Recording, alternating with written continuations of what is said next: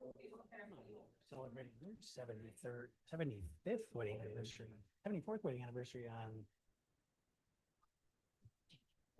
18 and 19. Be now 94. That was your wedding anniversary? No, saved them on years.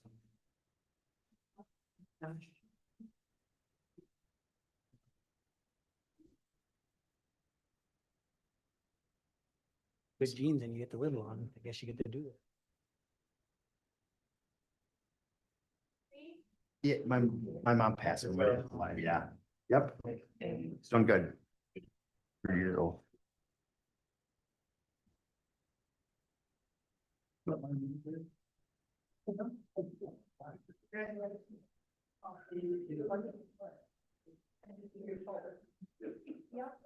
Right, next item, businesses to the council. Please limit your remarks to around 3 minutes and state your name and address for the record. Tara Steenblock.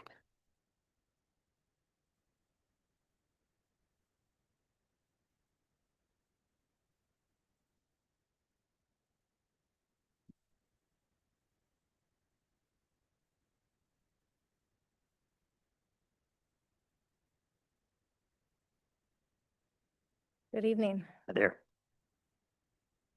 My name is Tara Steenblock, and I live at 1445 Bayview Drive Southeast. I'm here tonight because last month the Parks Commission approved a request for council to hear concerns regarding trespassing, damages, and harassment happening at my property where the border is shared with the park.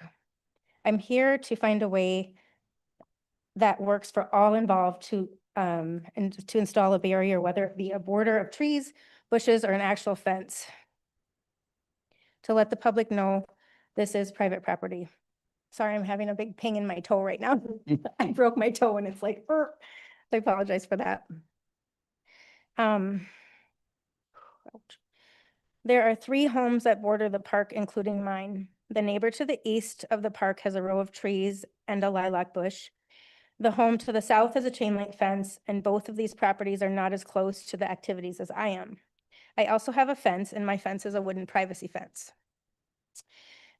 What I thought I would do, since this is on the agenda for tonight, I thought I would just maybe on the agenda that is here today, kind of talk about the points that I could interject some feedback, and then stop after that. And then as the agenda comes up, if anyone has any questions for me, that would be a good time for that. Does that sound okay to everybody? Sorry, so you're gonna do that right now during? Yeah, can I just Sure. Yeah, say what I would like to say Yeah. now and then stay back for comments if Yeah. needed? absolutely. Thank you. So previous documentation shows that the prior homeowner, Mr. Moore, had concerns noted since 2001. It demonstrates his proactive nature. These concerns were valid and still are. And 25 years later, this is still an issue. Not one, but 2 homeowners, including myself currently, who did not know each other, expressed the same concerns to city staff and the Park Commission. As you will see while reading through the packet I provided in last month's park meeting, the timeline is long, and commitments to resolve this were not followed through on.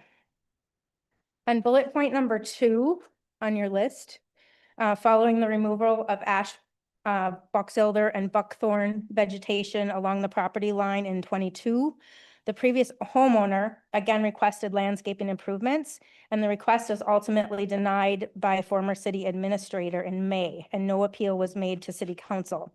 In a letter that's in the packet for tonight, dated June 16th to Mr. Moore, I just want to note that the letter did not mention, there was no mention that he should appeal.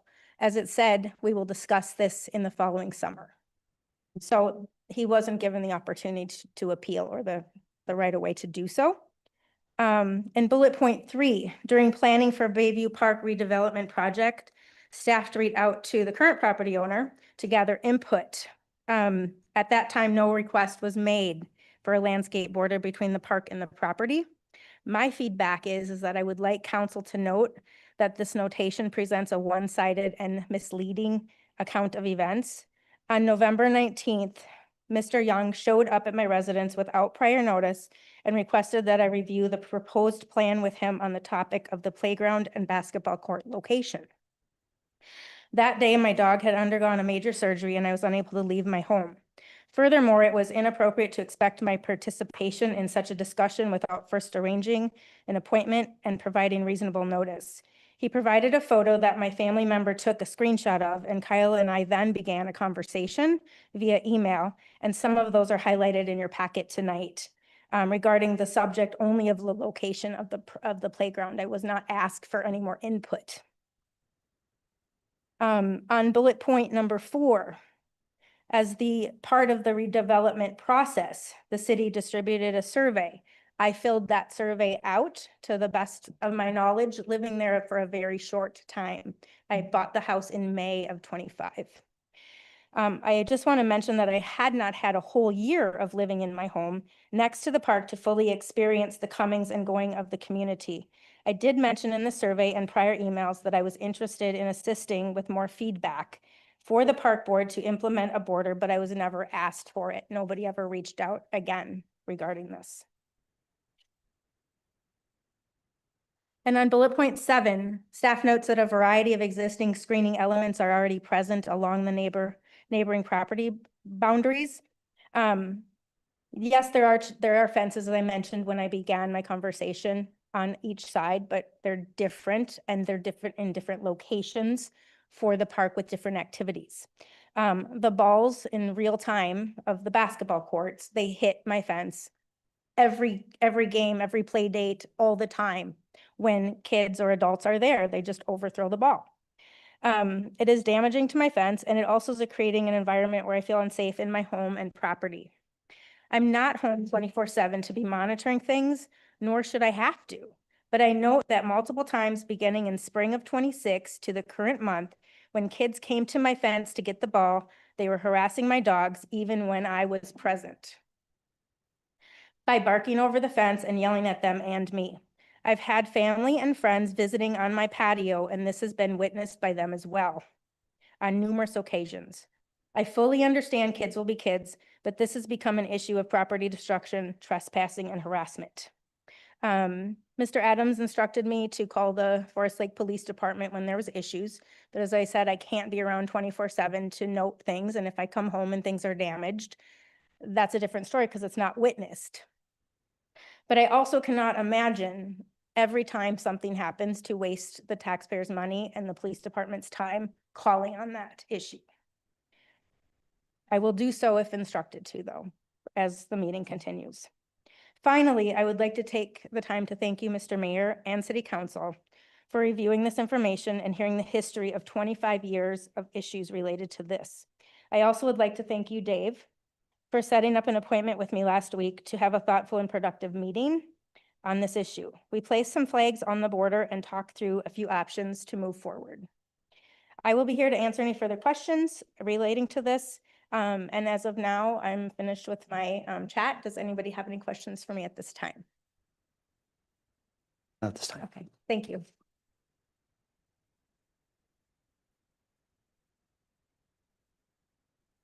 Anyone else here to speak in front of council? Seeing no one else, we'll move on to the next item.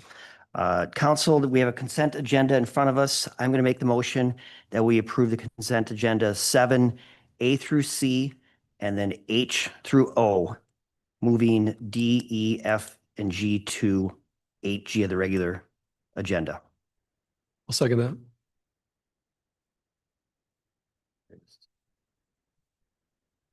All right, any further discussion? All in favor? Aye. Opposed? We have our consent agenda approved. Move on to our first item of the regular agenda. Item 8A, Bayview Park. We're gonna do the, Oh, no, I move those to 8. to the very end. Yeah, because there was another donation. Oh, got it. Yeah, so the ones that I moved to 8, regular agenda item 8G. So first item, Bayview Park barrier requests, and Dave. Mayor and council, this item comes before you following a request from the owner of 1445 Bay Drive Southeast and a recommendation from the Parks and Recreation Commission that the city consider installation of a barrier between Bayview Park and the adjacent residential property. I won't take the time to walk through the full timeline, including the staff report, but I will hit a few key highlights. First, staff completely understands and appreciates the residents' concerns. Following the Parks and Recreation Commission meeting, like Tara said, met with the property owner on site to look at possible solutions to, if a barrier were to be placed along these two property lines. Second, this is not a new issue. Similar requests related to this property have been considered by the city multiple occasions over 25 years. While there have been discussions regarding screening and landscaping over that time, no barrier has ultimately ever been installed. Third, staff believes the primary question here before council is a policy question rather than a site design question. Historically, the city has generally maintained park property for the benefit of public as a whole, rather than installing screening intended primarily to benefit individual adjacent property owners. Adjacent homeowners often have different preferences regarding their relationship to the park. Some may prefer additional privacy screening, while others value open views, visibility into a park, and direct access to park amenities. By maintaining a park property as open public space, the city allows individual property owners to determine the level of separation they desire through improvements on their own property, rather than establishing a public barrier that may not reflect the preferences of every adjoining resident. Staff also believes council should consider the broader implication of any decision made at this location. Approval of screening on public park property for the benefit of an adjacent private property owner could create expectations for similar requests elsewhere in the park system and may make it more difficult to apply a consistent approach citywide. For those reasons, staff is not recommending installation of additional screening on city property at this time. However, staff recognizes that there are reasonable considerations on both sides of the issue and believes it's ultimately a policy decision for the city council.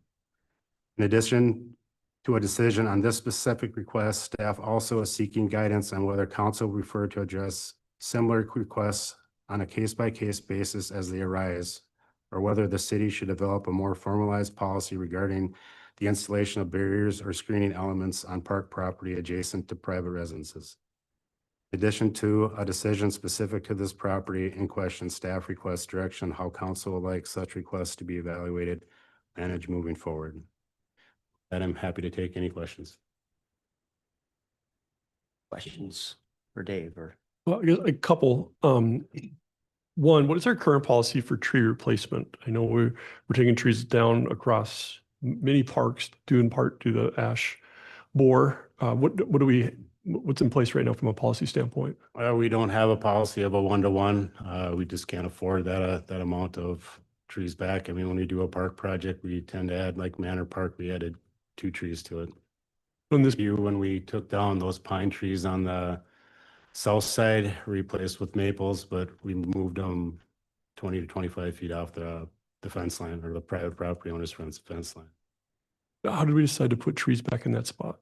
What drove that decision? Just for shade for the playground. They're around the playground.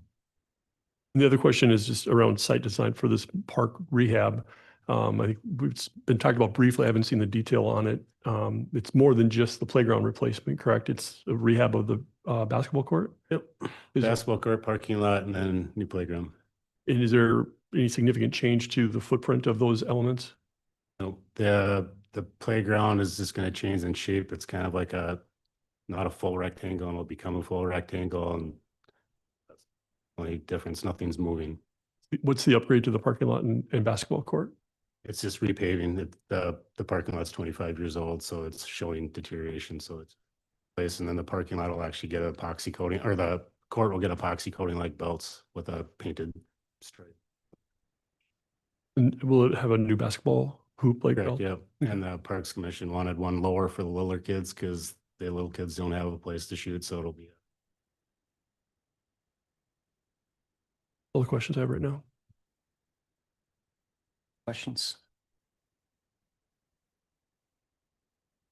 Dave, regarding the basket hoop and pole placements, are they contemplating moving them at all? Or are they going to leave them in the center of those 2 pads the way they are currently? It's going to stay right in that same exact place. So the house that we're talking about tonight, you have the one with the privacy fence and your neighbor has no fence? Does your neighbor have balls that go in her yard and things like that, or?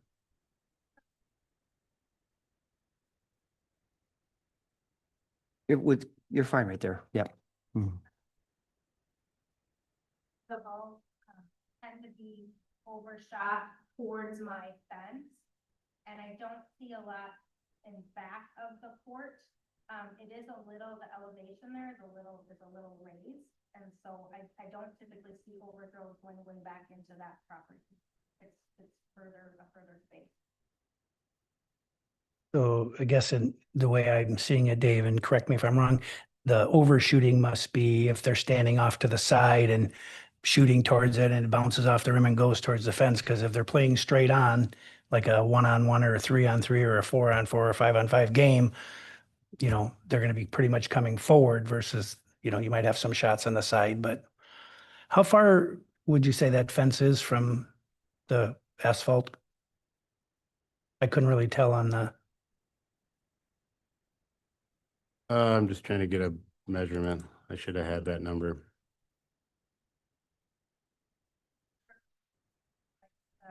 Passing, those are a lot, and there's not a whole lot of, doesn't seem like whole big games that go on there. It's more just practicing and throwing. And it happens every time people are playing at the park. I'm just thinking out loud if it would make any sense to move the hoop to the ends and shorten that basketball court pad area. You know, do you need a huge asphalt pad like that? If it's just one hoop and you're just playing a pickup game, let's say, or you're just shooting around, couldn't it be on the end? So there's a lot more park space behind it. And couldn't those pads be shrunk? Thinking out loud.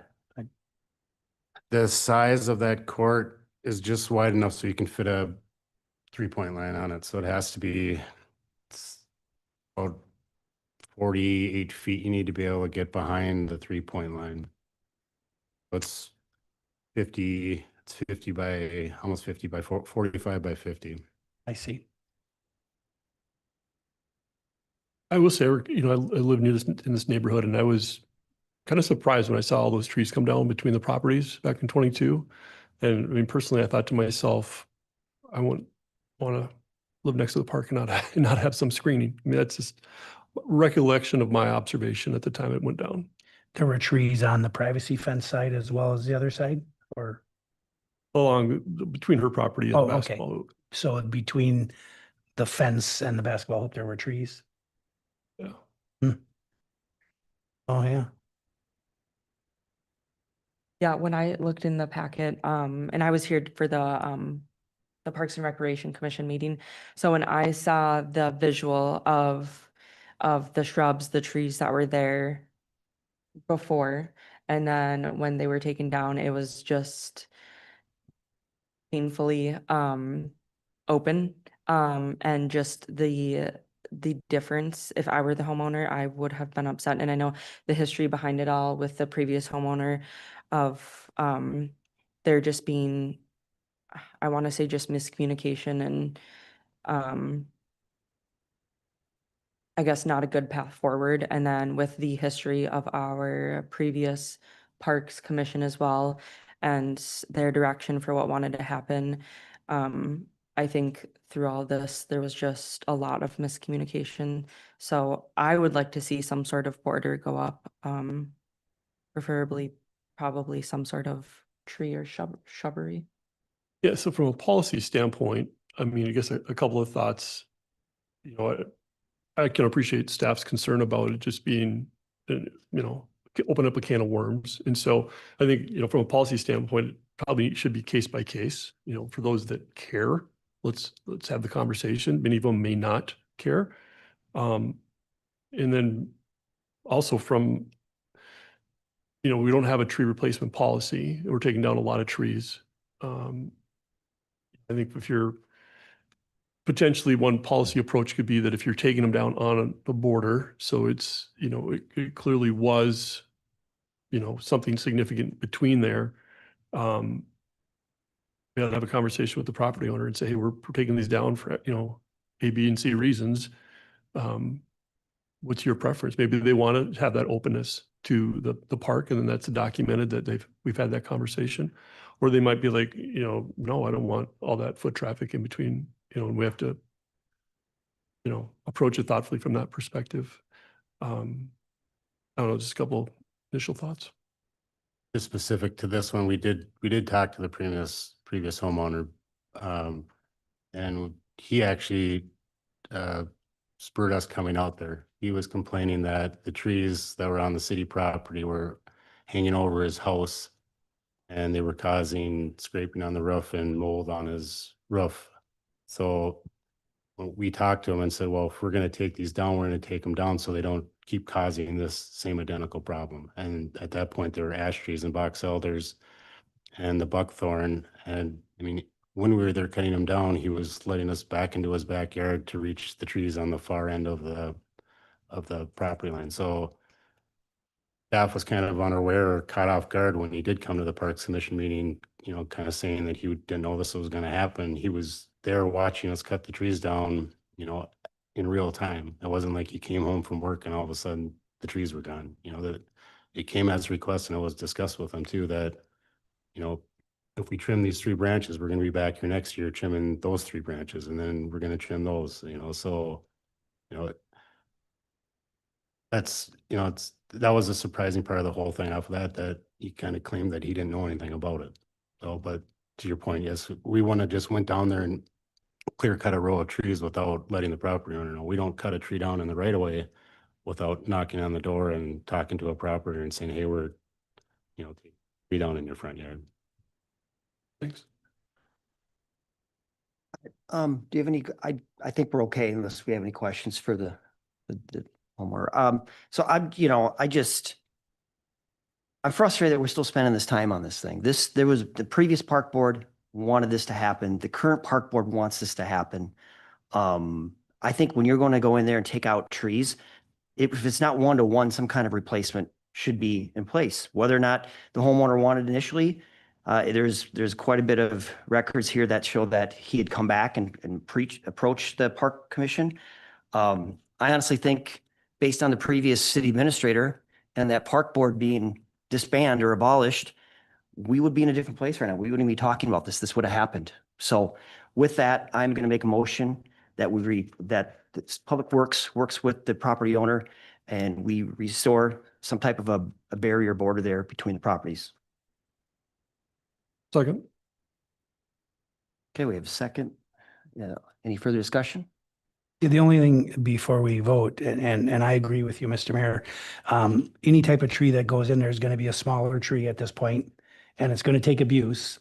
Just like if a ball is hitting that fence and kids are hitting that fence or climbing on the fence, the trees are going to take abuse as well. And basketballs are going to break branches and there could be issues with that. So I think we have to look at if it's going to be trees, a significant size tree to be putting in there. So it's kind of past that smaller growth size, or if we're doing some sort of shrubs, keeping in mind, and I grew up with a park in my backyard, so I was pulling baseballs and stuff out of my yard all the time. My parents were, but it's going to continue to happen whether there's, trees there or not. It might add more privacy to them, but those trees are going to take abuse from the balls hitting it as well. That's all I want to say. I think we got to just watch what we're putting in there. Like I said, in the motion, it's working with that homeowner to. Yep. to do something. All right, that said, all in favor? I, Opposed? Motion carries. Right, 8B. So on policy, do we want case by case, right? Should we talk, do you want to, that's not a decision, but it's just kind of some direction on that, whether it's case by case or not? Mayor, if I could just ask a clarifying question, is there a dollar amount that the council would like to see the landscaping installation stay with? Proper screening of that fence? It looks like in the staff report and based on Dave's conversation with Ms. Steenblock, the preferred method would be some evergreen trees and that.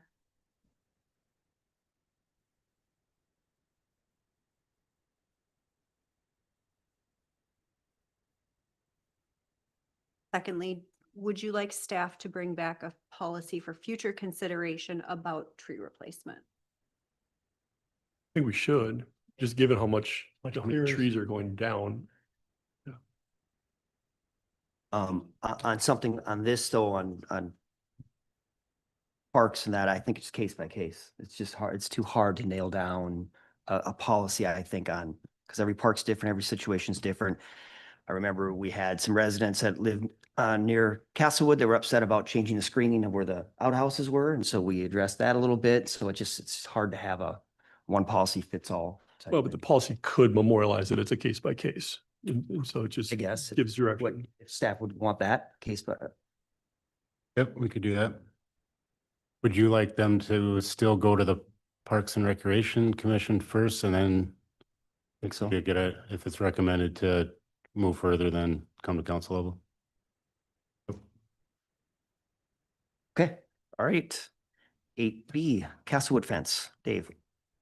Mayor and council, council and Parks Commission have brought this up separately about how the fence is in disrepair along 97 and the Castlewood Golf Course property. Staff went and looked into costs that it would take to replace this fence. It's approximately 1,100 feet long. We received quotes for a black chain link fence and a cedar split rail fence. They both came in relatively at about the same price, right around $22,000. This was brought to the Parks Commission meeting in May. And after a lengthy discussion and a couple votes, they finally motioned to recommend that the fence be removed and not replaced. So we're here tonight to either get council to uphold that recommendation or go with that recommendation, or to direct staff to put dollars in the CIP to put one of these fences. We wouldn't be looking for a direction on a type of fence at this moment, just a dollar amount to put in the capital improvement plan. Any questions? I'm happy to answer them. I'd be curious to know more about their conversation. I didn't have a chance to watch that meeting. What led them to reach that conclusion? Well, the original vote was 3-3 of people wanting it, wanting one replaced and wanting one to keep there. There was discussion about the snowmobiles. That was a heavy discussion about snowmobiles in the wintertime. That's the kind of barrier that keeps snowmobiles on there or out of the course. There wasn't a lot of discussion about golf carts going the other direction. It was also discussed that Castlewood at one point had that split rail fence down Harrow and around all the townhome complexes, and they were removed about 7 years ago because they were just about in this condition or maybe a little worse, and they were not replaced at that point.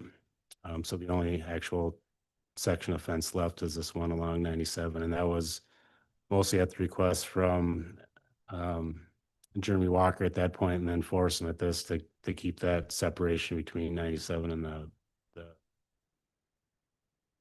After that discussion or that vote failed, then they started leaning more towards removing it and then working with the DNR, the Snowmobile Club, to fence that off in the wintertime, or string it off and put no snowmobiles. So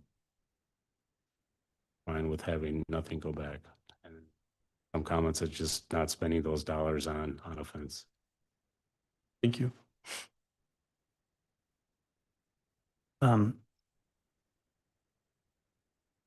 Couple things. So my first question would be to legal.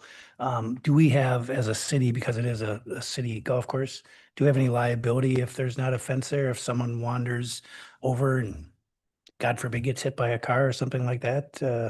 I mean, I know you can't fix someone from doing something they shouldn't do, but if somebody did go over there and there was an accident of some sort, what kind of liability would we have if there's no fence along there? Your Honor, Counsel, it depends. Sorry, that's a terrible answer.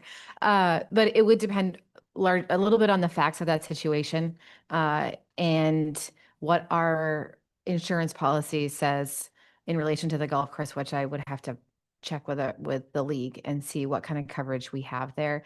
I know we had talked about that in our agreement with, sorry, the name is escaping me, of the management company. Foursome, yes. With Foursome, in terms of making sure that we had some coverage that they had some obligation for certain aspects of insuring things. And then, of course, their insurance company wanted us to make sure that we were covering certain things. So we went back and forth. I don't remember where all of that washed out, but this was definitely something that we talked about. That was more of a concern about the golf balls flying Right, and hitting exactly. cars on Yes. 97. Yeah, that Because we had a couple of windshield. Yeah, so complaints. we've definitely looked at that, and I think we're a little bit in a little bit of a spongy area. Okay. And then, I think we're planning on investing a lot of money in the golf course over the next few years. It sounds like with green repairs and things like that, fairway repairs.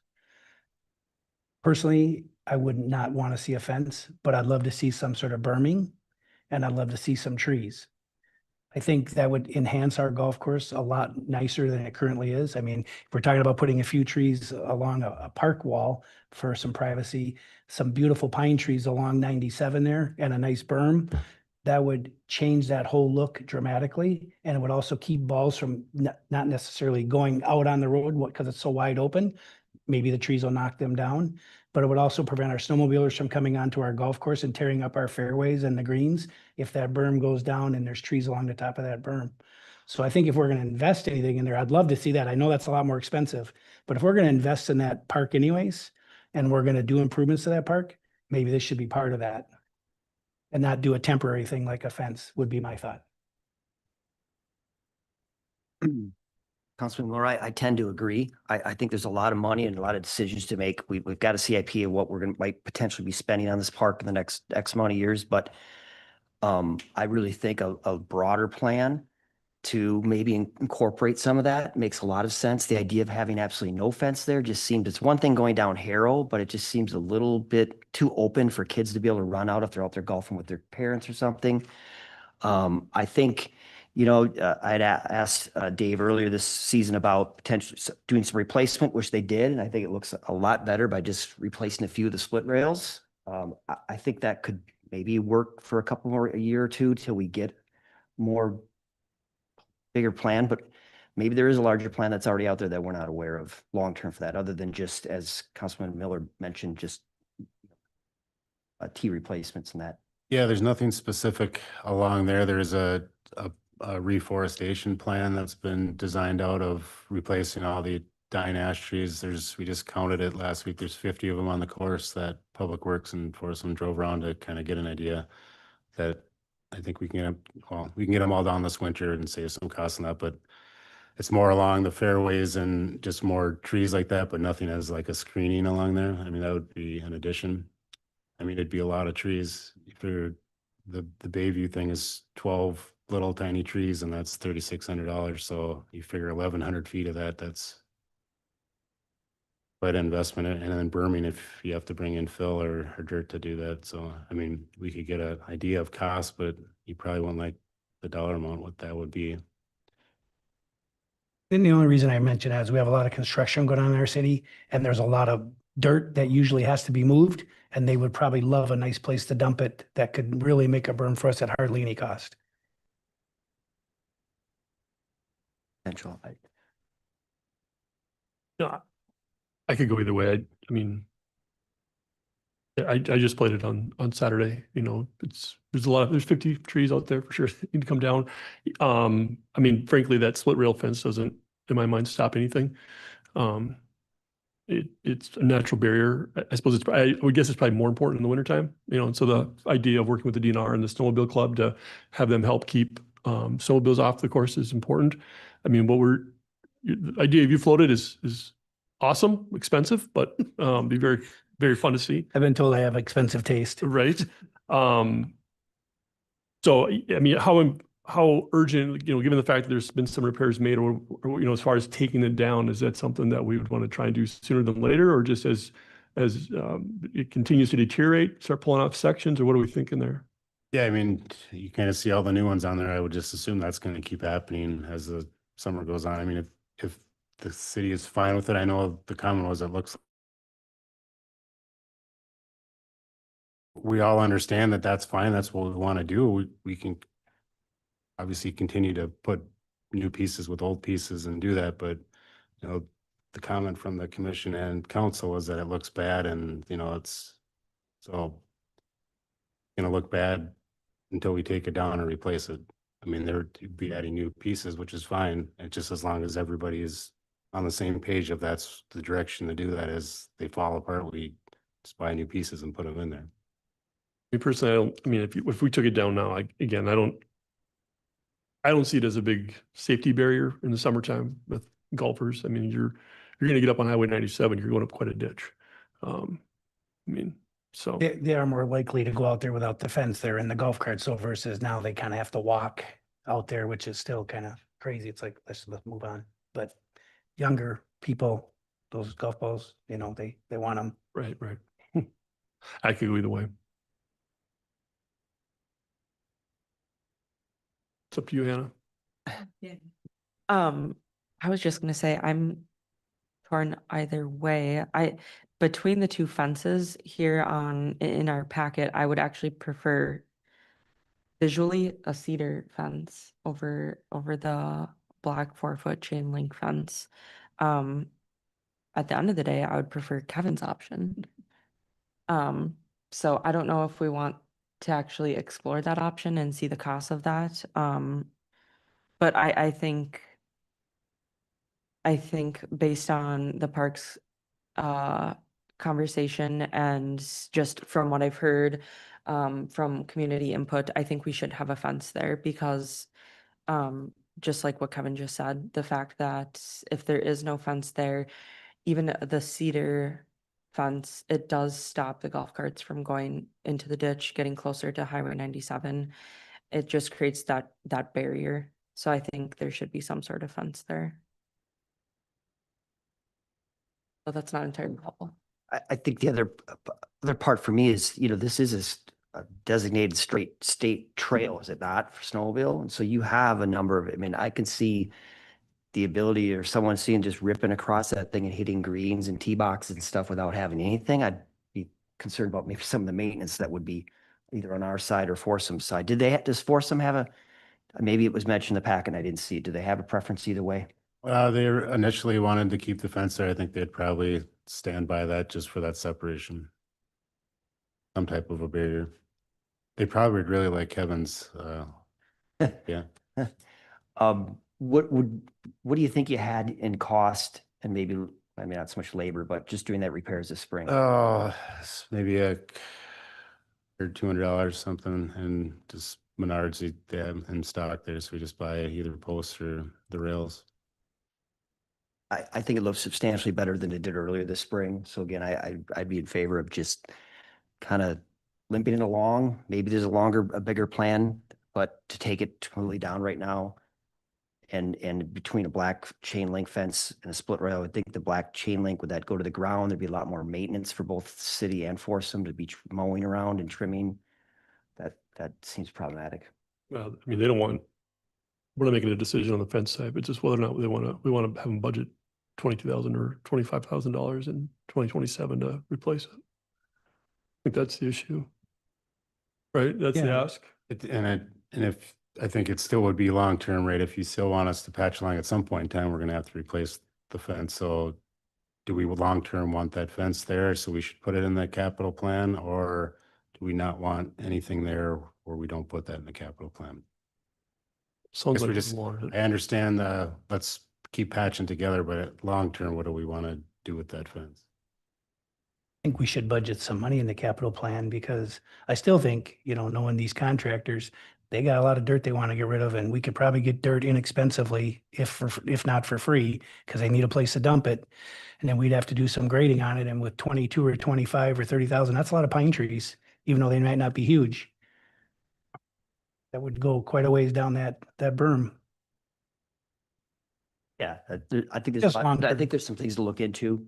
So are you looking for just direction on, looks like the two options here, remove it, but if there isn't an option is there an option just to keep maintaining it as is? Oh, that can be a third option. We'll probably maintain it as is and budget starting in 2027 for replacement. Yeah. Sound good? Or Yeah, whatever. that, we can have that conversation budget, you know, when the budget time come, you know, with that Yep. specific part. It just, Yep. yeah, if it's included in there, then at least it can be a budget Yep. discussion, if they wants to stay or move out or whatever. Okay, willing to maintain a motion on that then.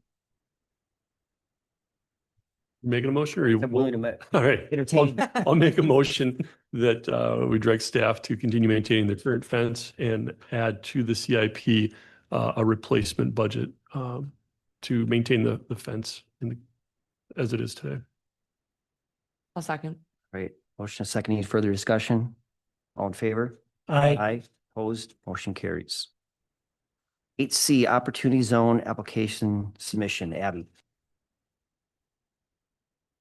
Thank you, Mayor Roberts. Members of the council, the city of Forest Lake has been advised by DEED, the Department of Employment and Economic Development, that an application period for nominations for congressionally designated opportunity zones will be opening July 1st.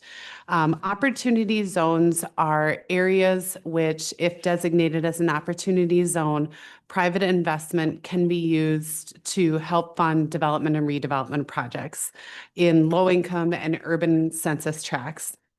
The essence of these is really promoting outside investment, gives the investors some special tax breaks. Don't ask me what, just know that it gives them some special tax breaks, but it also gives the local lending just a boost of outside investment. Our governor has the opportunity to appoint 25 census tracts, a total, or 25%, a total of 73 census tracts. And that application process starts July 1st. In Washington County, there are only 2 eligible census tracts, and they both are located in the city of Forest Lake. I got them included on the map. It looks like, or up on your screen, it looks like 1, but it's really 2. One that is containing that Broadway Street corridor leading into downtown and kind of that easterly Highway 97.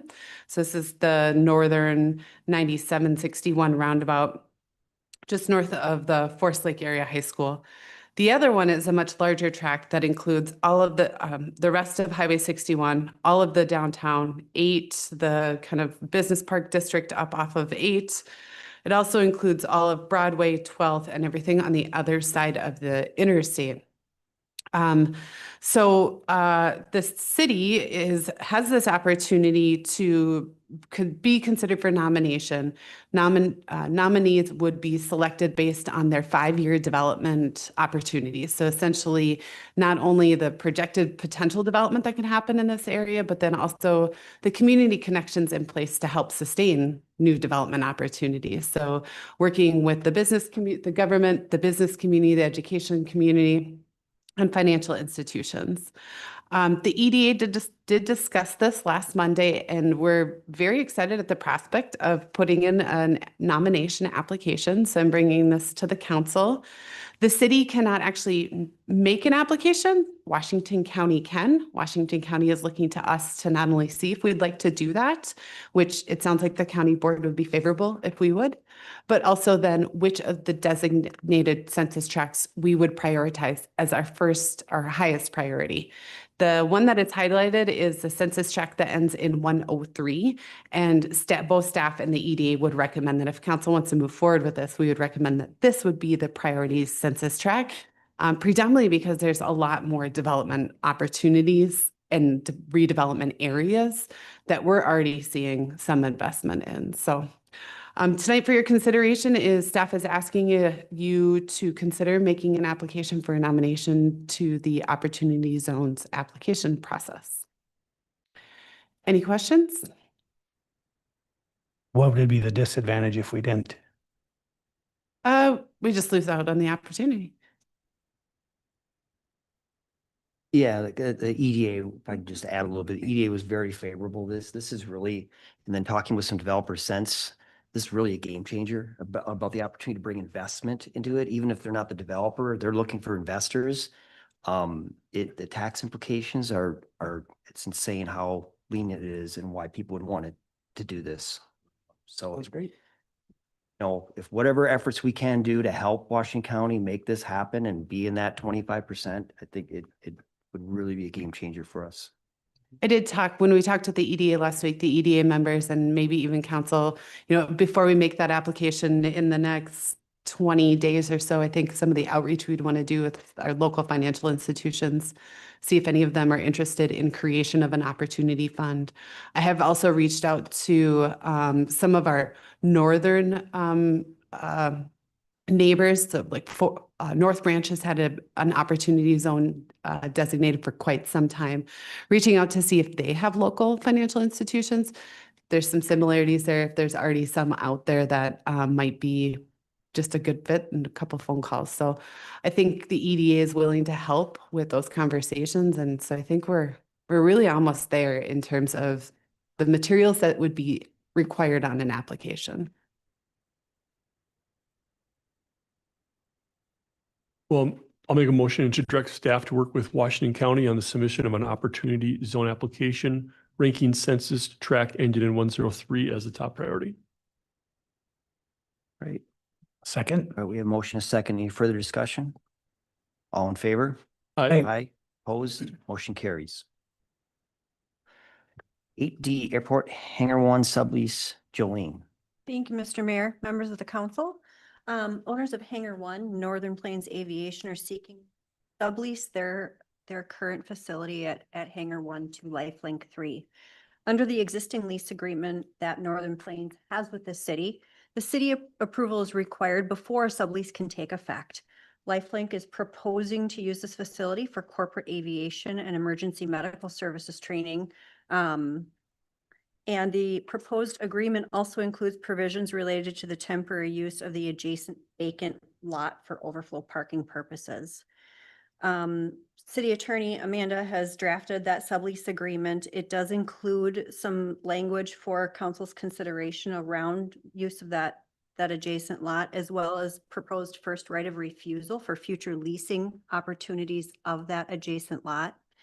Last week at the Airport Commission meeting, they did review the proposal and they recommended approval of the sublease, but they did defer to City Council regarding the appropriate rate for use of the adjacent lot and for policy considerations related to the first right of refusal.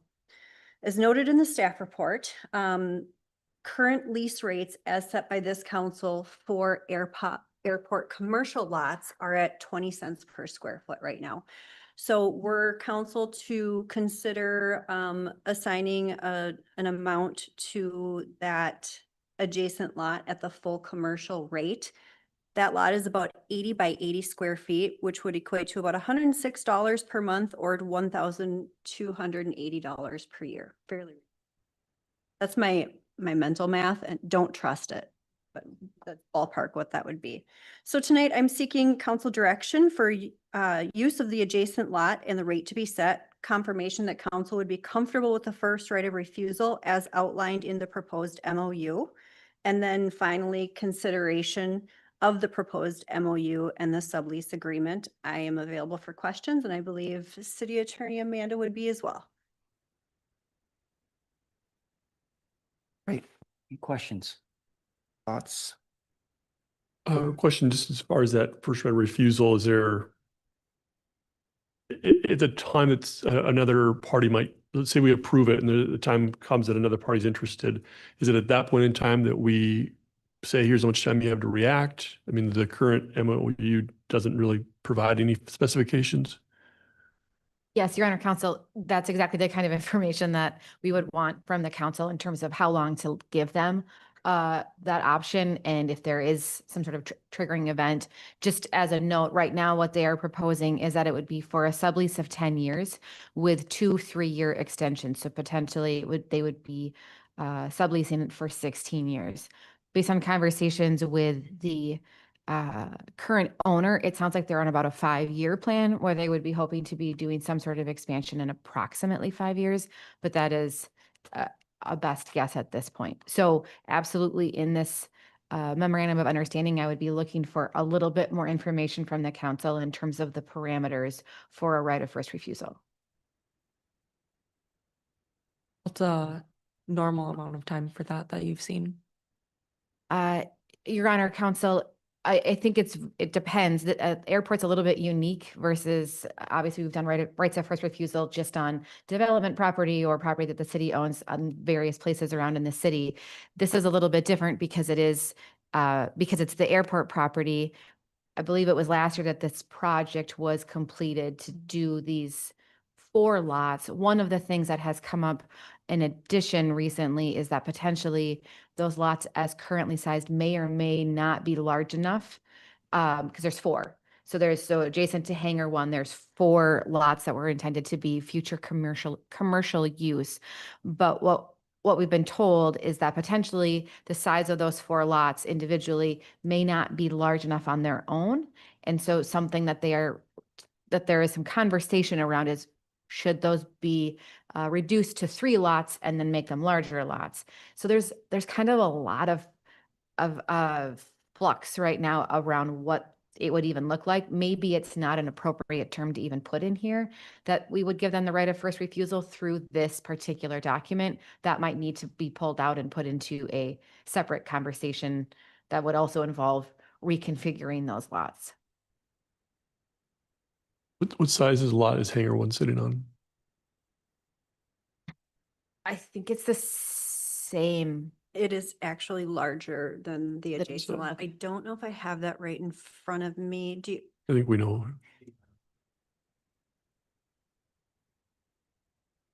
So my question is, and I'm not who I should direct it to. We're talking about the lots that are to the north of Hangar One, or the area between the fuel station and Hangar One? So there's nothing there but well, grass and dirt right now? They're pre-engineered pads though. We have We have- 4, Yeah, maybe 3, but yeah, there's 4 that are cement pads. not cement. They're just, Oh, the building pad. Yeah. Yep, okay. So we'd be parking cars on those or airplanes on those? correct, it would be So vehicles, when they're out there for the emergency training and stuff like that? training for staff who are manning stairs and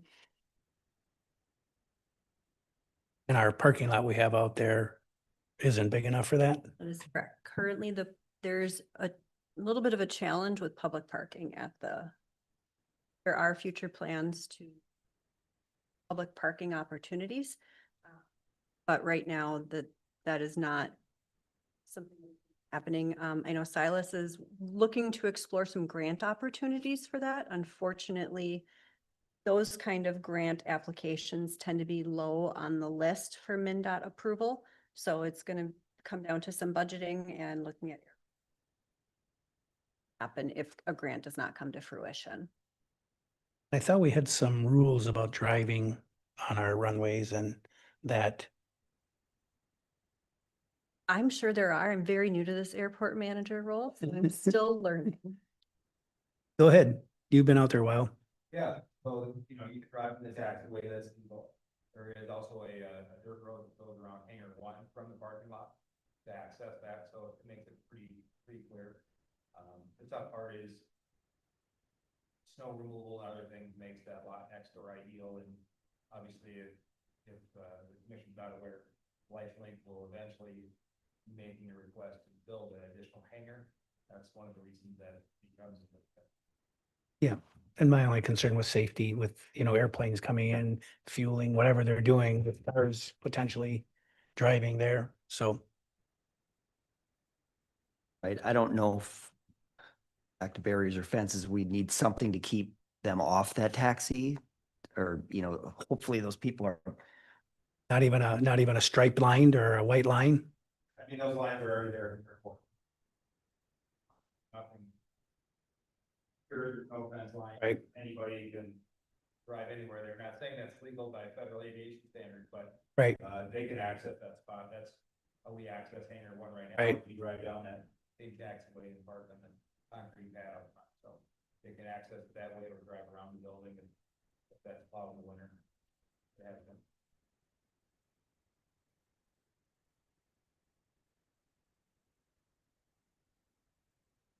Point of order, one other item that I would be looking for guidance from is if by allowing them to park on that lot, if then they are also going to be responsible for the snow removal and mowing in the summer as well, or if we would be doing that and that's part of a lease rate. Do we currently maintain any of the areas where we lease property?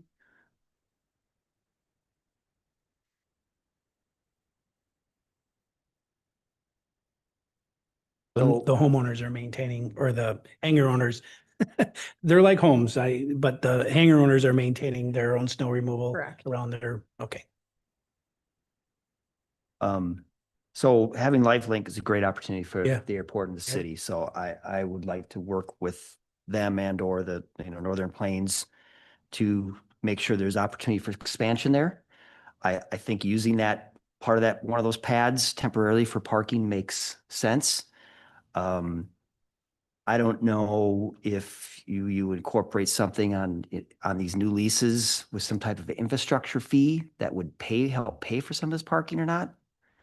I understand that's been used in the past, not for parking, but just an infrastructure fee of some sort to help offset the cost of if we're going to pay for the parking fully. I mean, we do need to address the parking situation for sure, especially if we are going to build out these other 3 or 4 commercial sites. I think the going rate of the to rent that out at that rate, if it's I'm assuming to be agreeable to LifeLink. Are we on that separate lot, that second lot? And Chris, what if you want to come up and just maybe we have some questions and state your name and address for the record?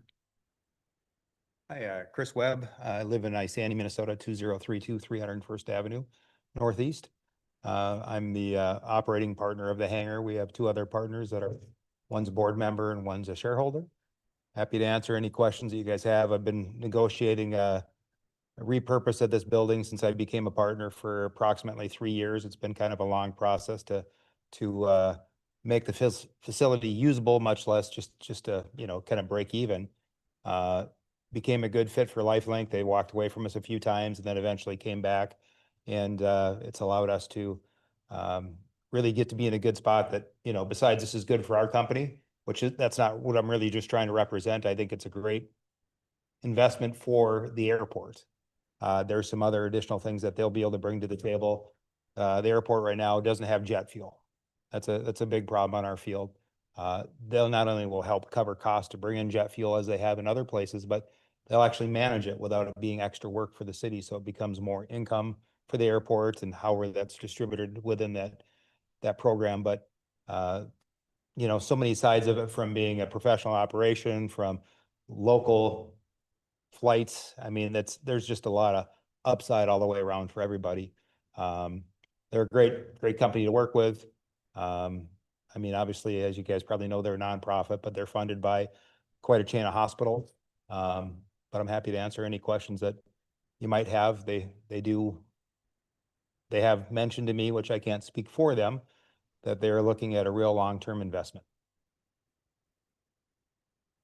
The only hesitancy I would be on a longer term is, at our next agenda item here talks about the default on some of these empty lots that haven't been built out. And I'd hate to see us in that position again, if there isn't maybe some conversations with them to get a real number, a real realistic date is when they plan to expand. If it is 5 years or not, I don't know how, But they're asking for a right of first refusal. I mean, we're not actually entering into an agreement like with these other hangar owners. It was That's supposed to be a true. That's true. 2-year. Other than the parking, yeah.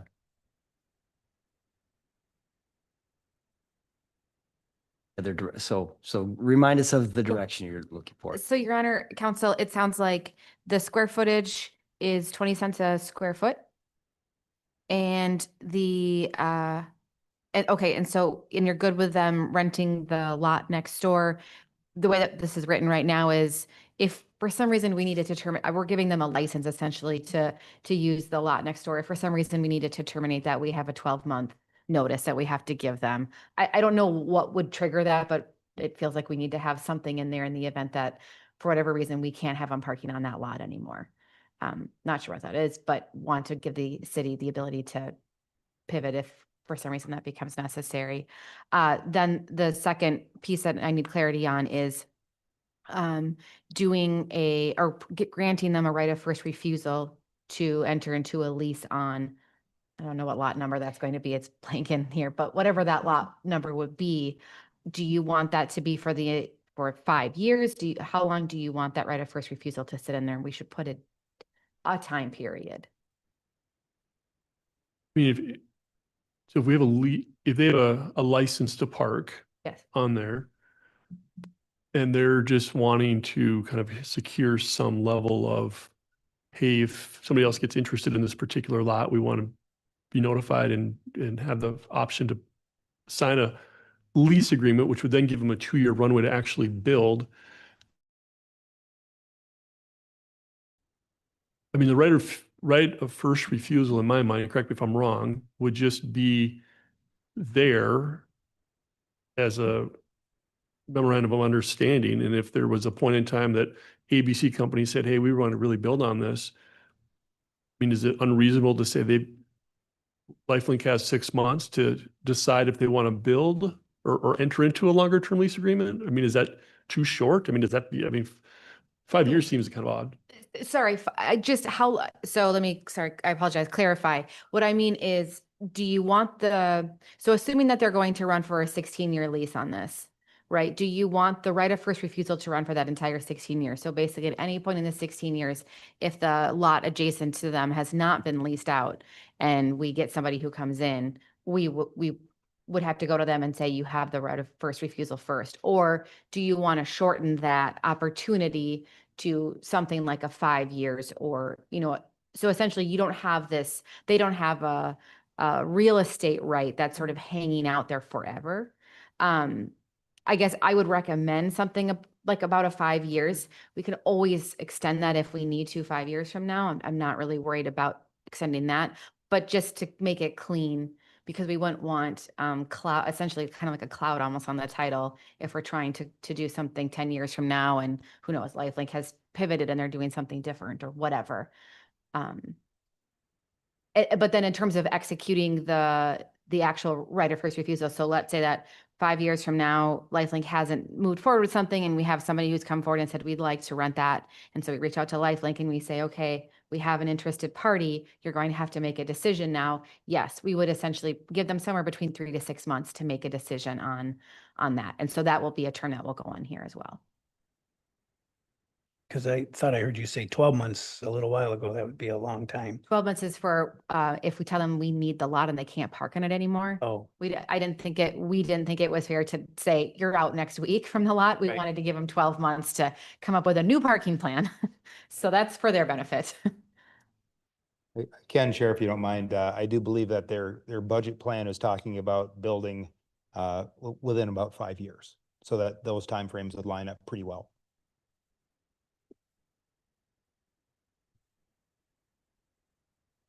In the memorandum of understanding, give them a right of first refusal for 60 months, 5 years. And if that gets triggered, they have to decide to enter into a lease agreement within 6 months or lose that right. Correct.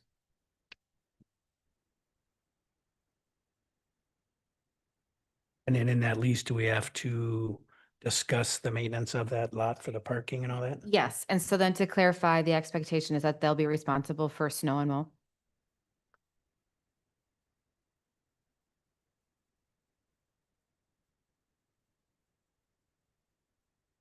Is anyone willing to make a motion to that? You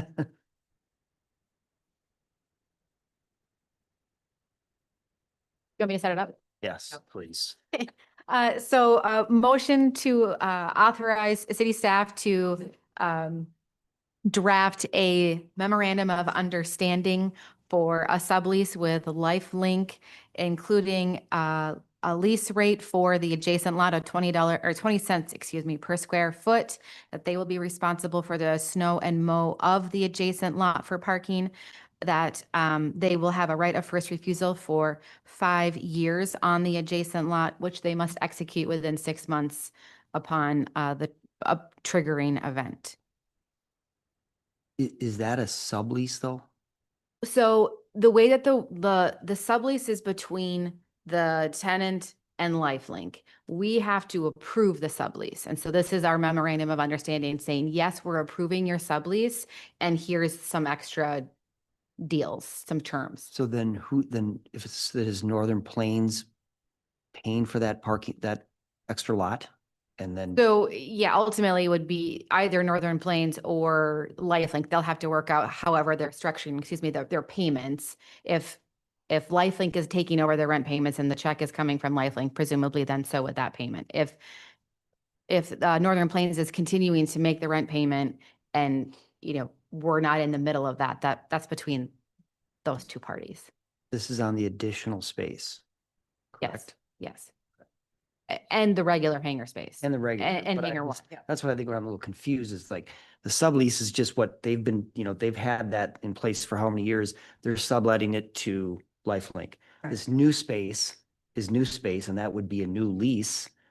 But there's going to be no lease or lesser unless they are going to do it and then lease it back, right? No, I'm trying not to make this too No, confusing. and that's, but I just want to I make sure I'm apologize. I should have clear. been more specific. We are not leasing them that lot for the exact reason that we didn't want it to Okay. become too complicated. Okay. We are just granting them a license Okay. to use it. Is that being granted to Lifelink directly? Granted to Lifelink, yeah. That terminate then if for some reason the sublease on Hangar 1 terminated? Well, the way that we have it directed right now is they would still require that 12-month notice. But if the lease on Hangar 1 terminated, that's also would not be a fast process either. Because we are in I believe it's a 50-year lease on Hangar 1. No, I'm talking the sublease. The sublease between Northern Plains and Lifelink for Hangar 1, that's between those two parties. We aren't a party to that. Right, but if that for any reason terminated, Sure. are there elements of this memorandum of understanding dead in the water then as well? Maybe not super explicitly. I can include something that would say that. I think it should be clear that if Lifelink isn't the user, that license goes away and they'd have to come back in and reapply for a different usage. Okay.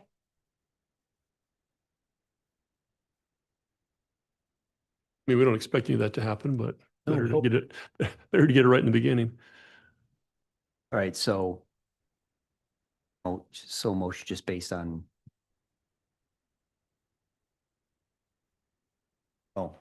I will make a motion to approve the sublease and license for adjacent lots with the information that was shared by Attorney Johnson. I'll second. Great, motion is second. Any further discussion? All in favor? Aye. Aye, opposed, One abstention. one abstention. All right, thanks, Chris. Thanks. 8E Airport Hangar Default Settlement Agreement, Jolene. Mayor, members of the council, this again was another matter that was before the Airport Commission last Wednesday. In your packet, you will see the memorandum is drafted by City Attorney Johnson and the draft settlement agreement. You may recall that in February, the city did authorize the attorney to issue notices of default to the lessees of lots 6, 19, and 27 for failure to construct hangars within the timeline that was prescribed under their lease agreements. Following discussions with the leaseholders, the city attorney has prepared the settlement agreement, which is in your packet for consideration, that would establish revised construction deadlines while preserving the city's ability to terminate those lease agreements if those deadlines are not met. The Airport Commission did review the proposed agreements and recommended approval, but they did express concern with the length of the proposed extension period. As noted in the staff report and the memo from the city attorney, the expanded time frame is proposed due to a communication from our staff, which did suggest that the city would allow for extended timelines. It is worth noting, though, that there was no authority given to that staff to extend that offer. Staff's requesting that council discuss and provide direction regarding the appropriate construction timeline, and then ultimately consideration of the default agreement, which is contained in the packet. And then clearly City Attorney Johnson is here to answer specific questions about that agreement that she did draft.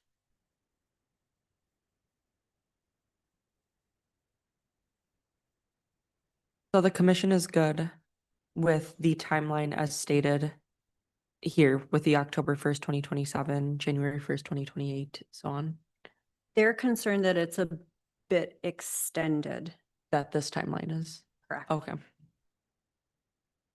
The timeline, which is in the proposed agreement, does reflect what former staff had presented to leasehold.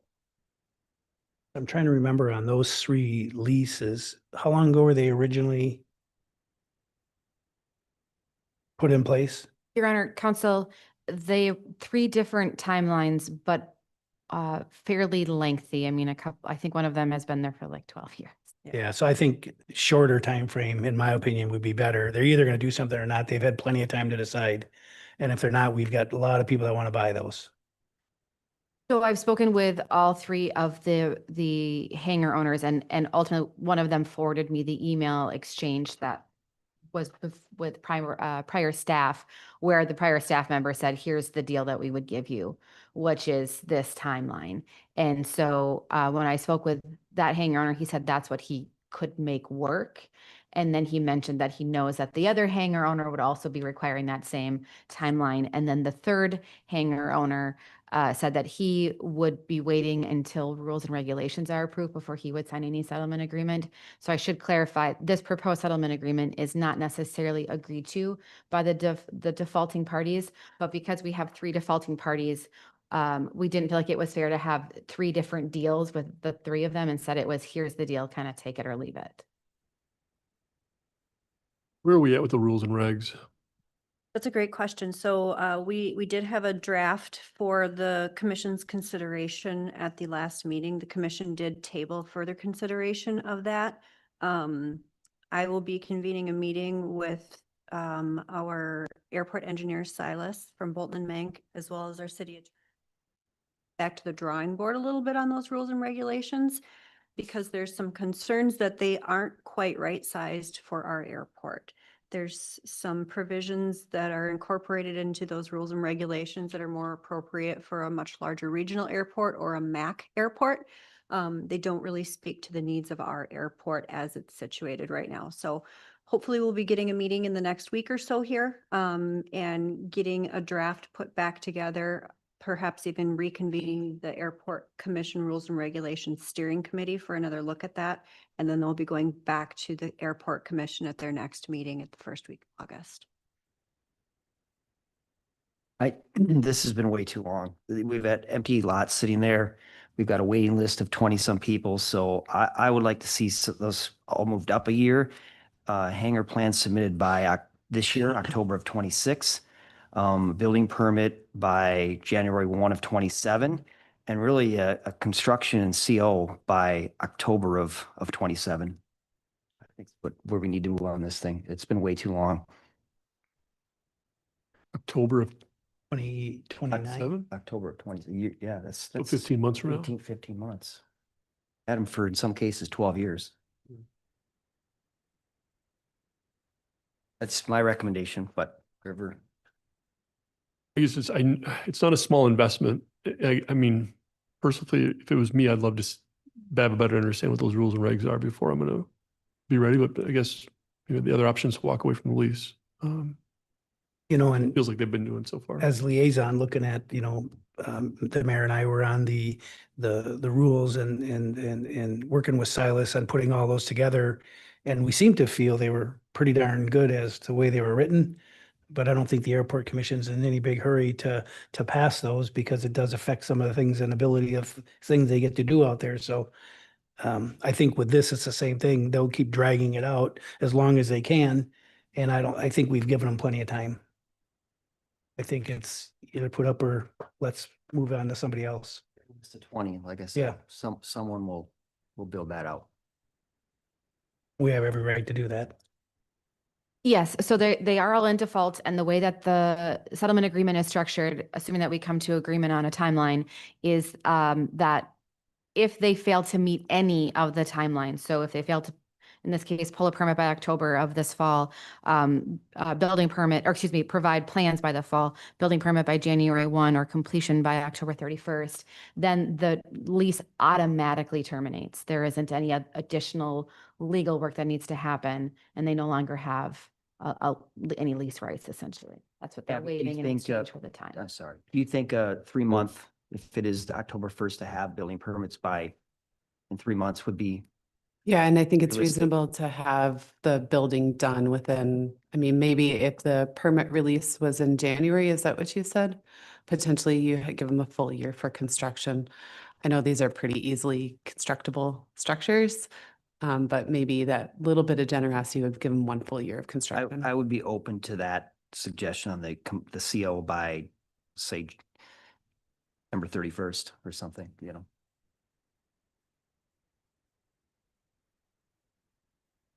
Full year to build, you know.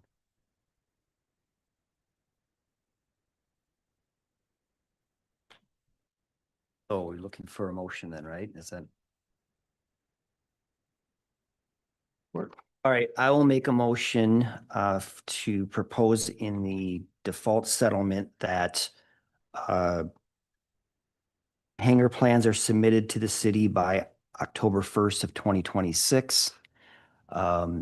That that apply and obtain a building permit by January 1st of 2027 and complete construction and obtain a certificate of occupancy by December 31st of 2028. 2028 or 2027? 2027, yes, 2027. Thanks for that correction. Second it. A motion and a second. Any further discussion? All in favor? Aye. Opposed? Motion carries. All right, July 27th, Chamber Golf Event. Jolene. Mayor, I did not include a memo in the packet, but this is fairly straightforward. As this council knows, the chamber holds an annual fundraising golf event at the end of July each year. This year it falls on July 27th, which is a Monday, and the council's second regular scheduled meeting of the month.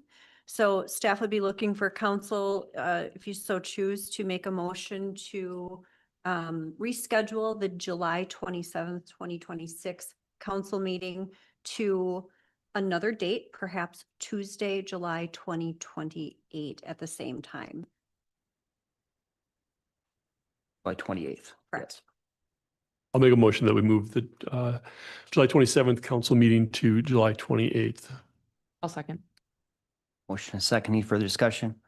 All in favor? Aye. Opposed? Motion carries. All right, so I had requested to move a couple of these donation resolutions to the regular agenda. I think I'd like to see that more often. People are very, that we, if council is agreeable to have these more on a regular agenda to call out the donations, the generous donations that many civic organizations, residents and business owners are giving the city. And so can I just do these all in one? Except for the one that I'm involved in. Recommend that would be a perfectly acceptable option, except for the one Yeah. regarding Lakes Yeah. Flow, which was on the original regular agenda.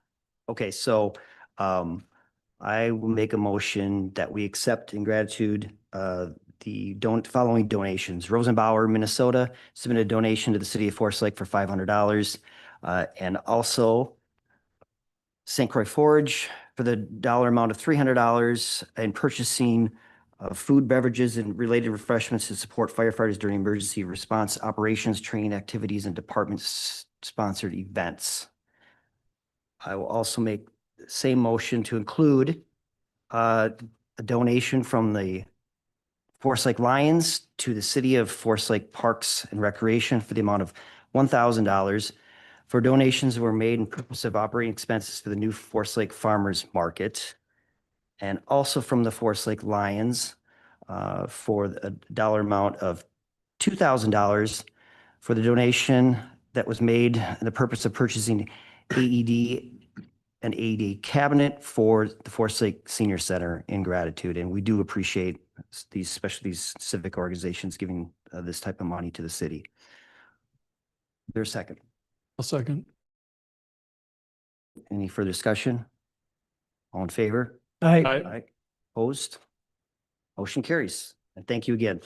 The item that's actually on there is a donation from my business, so I will just be abstaining from this vote. If anyone wants to make a motion. So I'll make a motion that the Forest Lake accepts with gratitude a donation from Lakes Floral Gifting Garden in the that consisted of 8 vegetable plants and 2 flower plants for the purpose of enriching the senior center. I'll second. Second, any further discussion? All in favor? Aye. Aye. Opposed? 1 abstention. Thank you for your donation.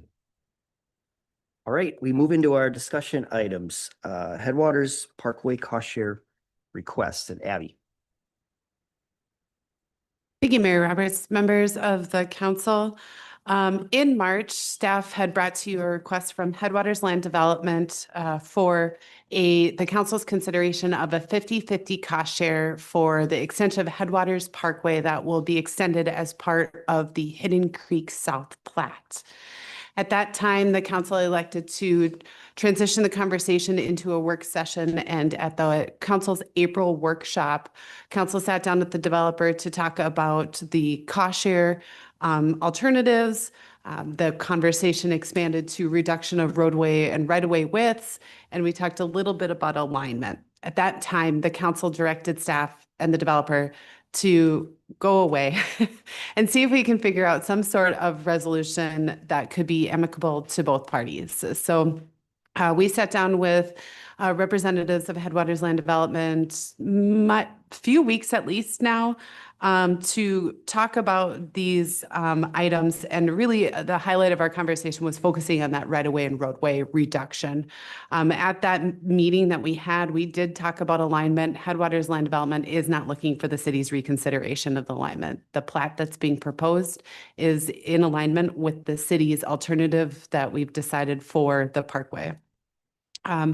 One of the things that the developer had brought with them was a few different alternatives for right-of-way, for a 70-foot right-of-way with a 34 strip street. This is back to back. So if we take out a couple feet for those, we'll say 4 feet for the curb, we're looking at about a 30-foot street. So the second one that has a sidewalk on one side, trail on the other. The second, and that's, excuse me, we started with the 30-foot and the 39-foot right away. That was a sidewalk on one side, trail on the other, but we would be looking at a 39th Street or foot curb. The second one that they showed us was a same as a 39-foot curb. What was the offset here? I don't remember exactly, but I will say that in both of these 70-foot designs, the developer said, hey, in these sorts of designs, we'd like the city to pay 20%. City staff had taken a look at this, and then in comparison as well to a 70-foot right-of-way with a 34-foot strip back-to-back, which would have 34 feet of curb back-to-back, curb to curb. In this design, the developer said the developer would be willing to pay 100% of the costs. In all 3 of these, staff identified areas of insufficiency, and almost all of them surrounded around the pedestrian improvements of having a sidewalk on one side. All of the lots that will be adjacent to Headwaters Parkway in this location will be the rear yards of properties. Sidewalks are maintained by landowners, and historically, from a community perspective, we know that landowners are less likely to maintain sidewalks on the backside of their properties. It's just kind of from a community maintenance standpoint, we would rather see a trail so that we can continue to maintain that pedestrian infrastructure. It also allows then for Public Works to conduct a full loop in those areas where there's trails, where if there's a sidewalk on one side and a trail, we're just kind of at the end of a dead end. Additionally, we needed to see some sufficient separation from property lines and in the boulevard areas And so what we discussed at that time would be a 74-foot minimum right-of-way. And I'm going to pull that up really quick. Oh, that is the next one. So in a 74-foot right-of-way, we would still have our 10-foot sidewalks, our 10-foot trails on both sides. We'd maintain 6-foot separation in that boulevard area. And then we'd have 3 12-inch or 12-foot travel lanes. Those get fudged a little just because we also do have a little bit of that curb that turns into a travel lane on each side.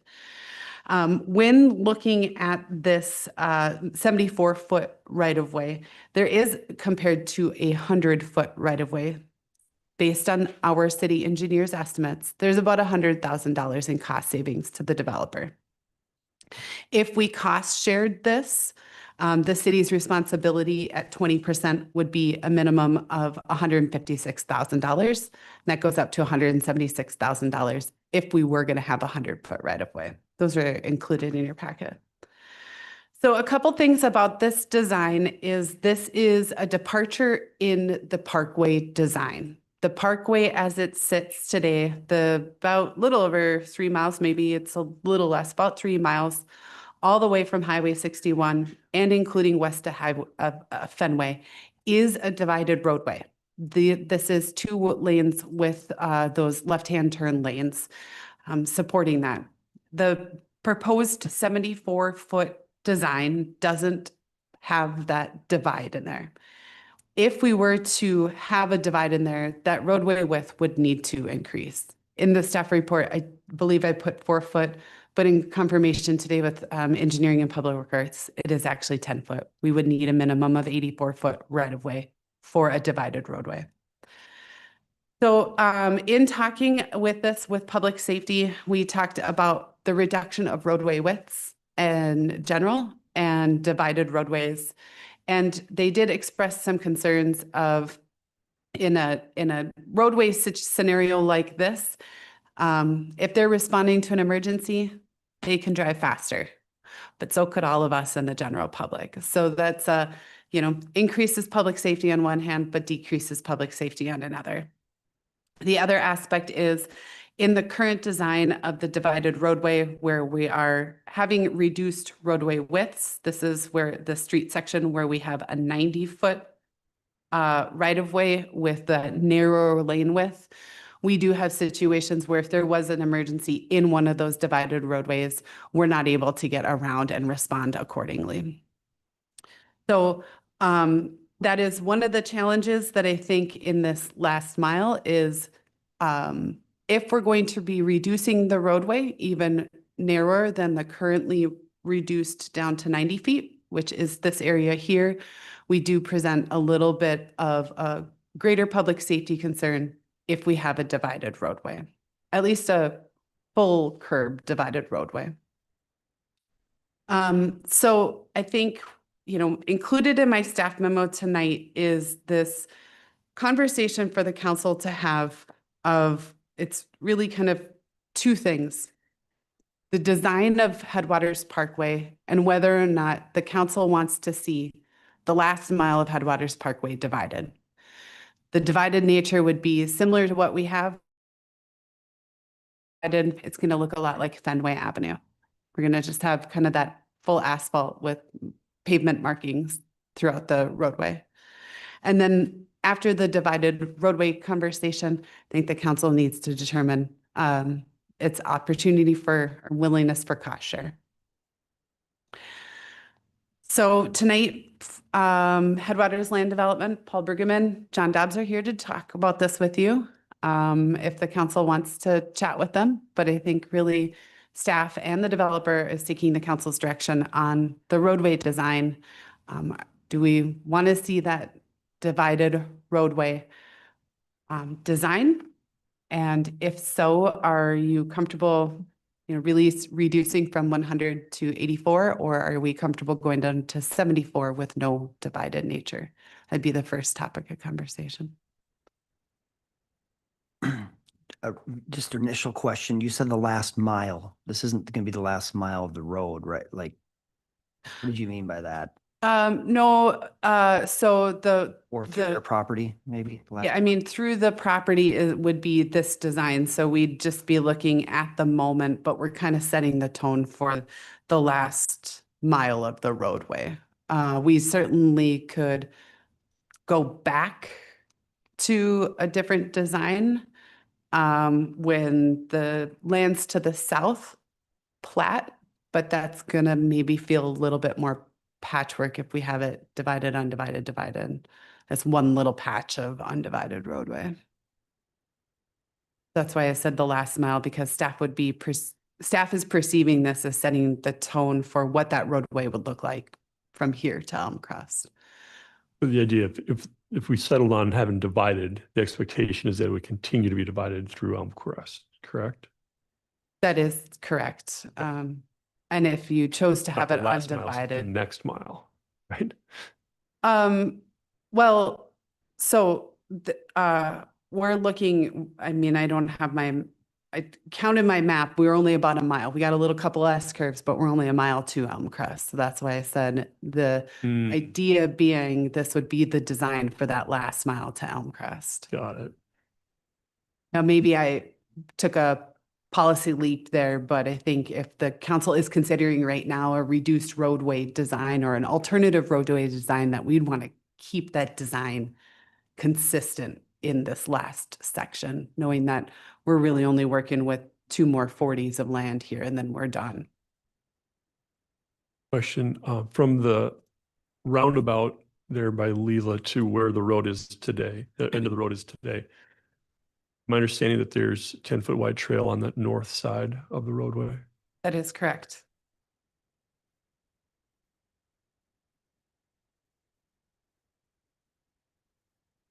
And so, to piggyback off that question then, what's gonna happen once something's gonna have to happen on the south, once the south side develops? Is that? Correct. And that would be sidewalk or trail? We would recommend trail for the long-term maintenance of that, knowing that this would be in the rear yards of properties and unlikely cooperative maintenance by those landowners. Only a small section that they own both sides, that you're developing both sides right now, right? That's, So, any other initial questions? I'm more than, welcome to have the developers come up. Any questions to staff right now? And then if you're open, we'll have either John or Paul. Yeah, just one question for Abby. So at 84, it'll get us our 10 feet on both sides and a 10-foot divided road? Or Ryan, I'm sorry. That's fine. I'm going to defer to Ryan because we were crunching some hard numbers right before the meeting. So if to maintain a divided roadway parkway, you would need at least 84 feet. 84. But then that still does not allow for a future combination left turn, right turn lane, right? So that's why the 100-foot was being required. So ultimately, if you needed right turn lanes upon everything being built out or what planning and zoning happens in the area, that's came from those studies that were, completed in the past. Because ultimately we're connecting to a minor arterial that or Anoka EDA is leading a corridor study on. So that's, ultimately why the 100-foot right away was being required.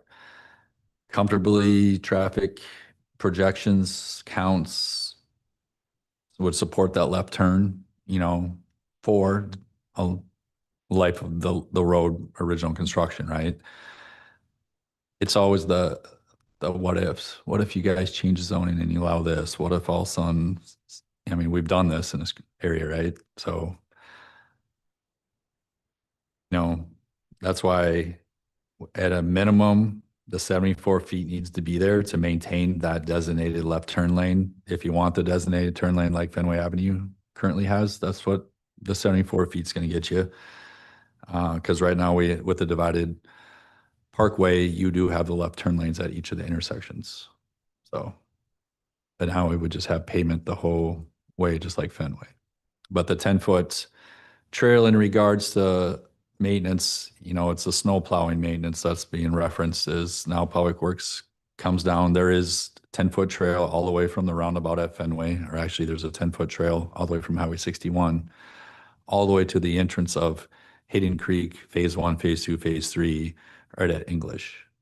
So that's already been constructed, completed, and probably being used, right? So theory would be just continue the 10-foot trail on that side, and then also a 10-foot trail in the south. Now you can do a lot of cost comparisons, 6-foot sidewalk, 10-foot trail, pretty much the same price. Cost of concretes versus, pavement. So, but it just takes up a little more space. City standard sidewalk, 6-foot wide, right? Our standard trail is 10 feet wide. So that's 4 feet difference right there. That's about the 74 feet right away allows us to fit a 10-foot trail on each side, 6-foot boulevards, and then get us the minimum lane width we would want. But that would be a Fenway project. It is, speaking of Fenway, when we're redoing that, we're not contemplating putting any to redo that area, no.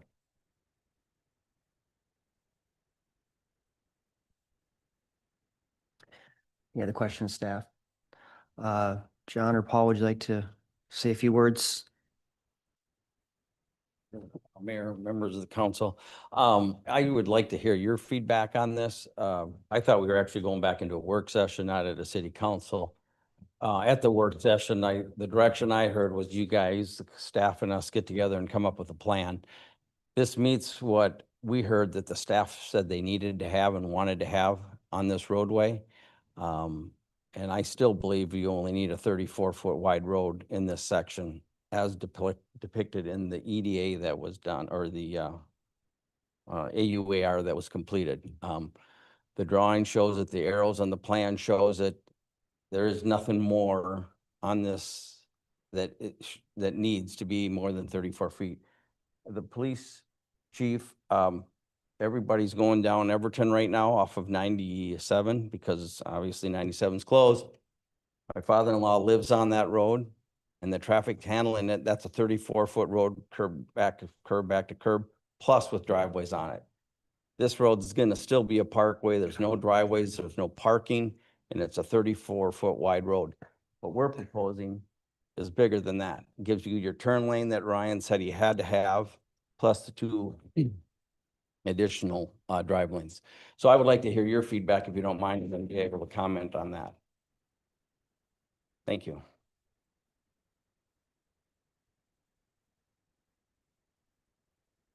So just so I'm clear, staff would be agreeable to a point with this 80, what is it, the 80?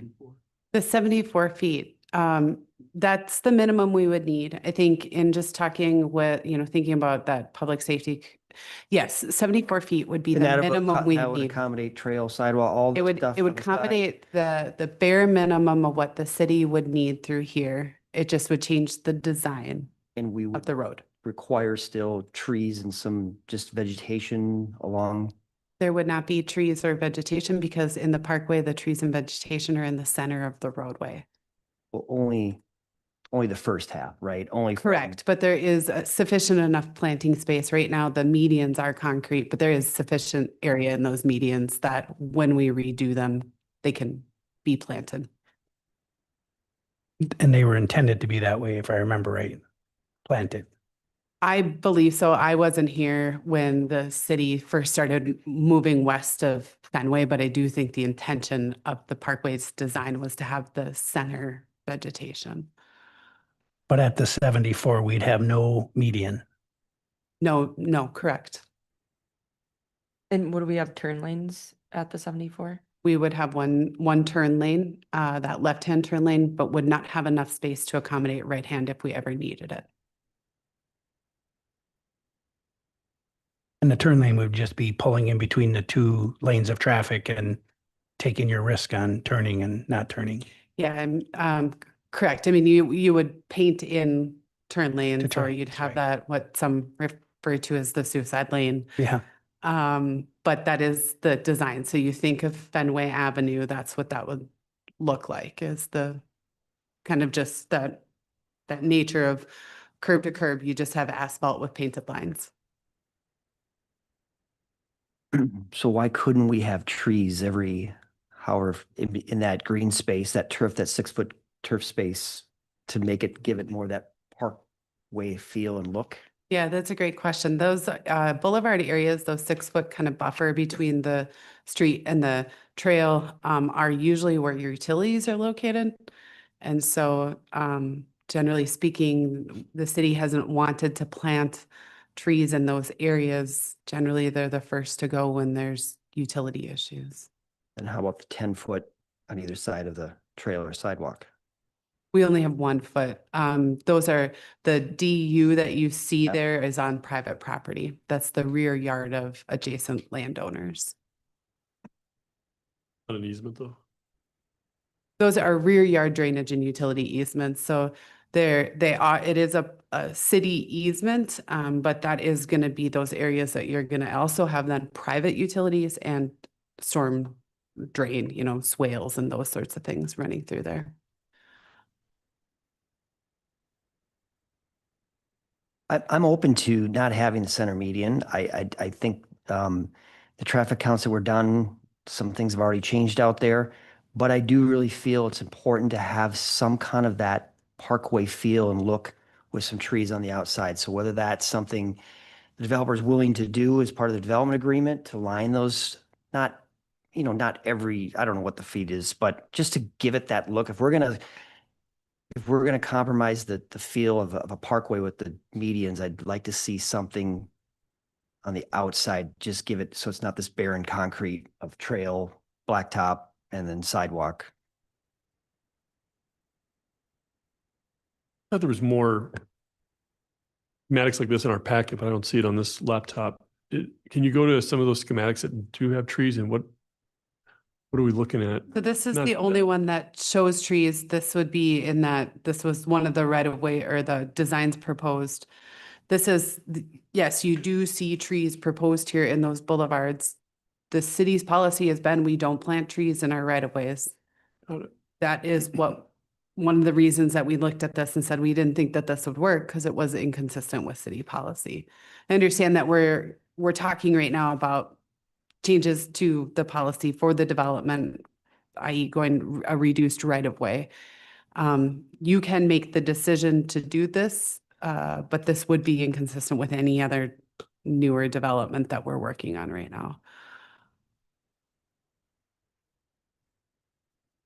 So any tree requirements, or do we have some tree requirements and developments, right? That has to be on private property. Correct. Those are all on the private property. So why couldn't we do that here on the backside to require that there's X amount of tree coverage or something on the backsides of those properties to line the street?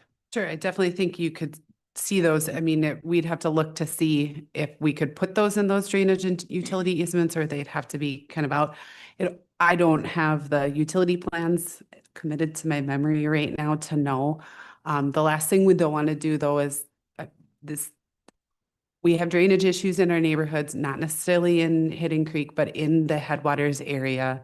And we wouldn't necessarily want to compromise those future drainage systems by planting trees in them. So I think the direction can be for the developer to work on a landscaping plan that helps create a canopy there the best they can, but I can't necessarily commit that we're going to get that, knowing those drainage utility easement areas may not be suitable for planting.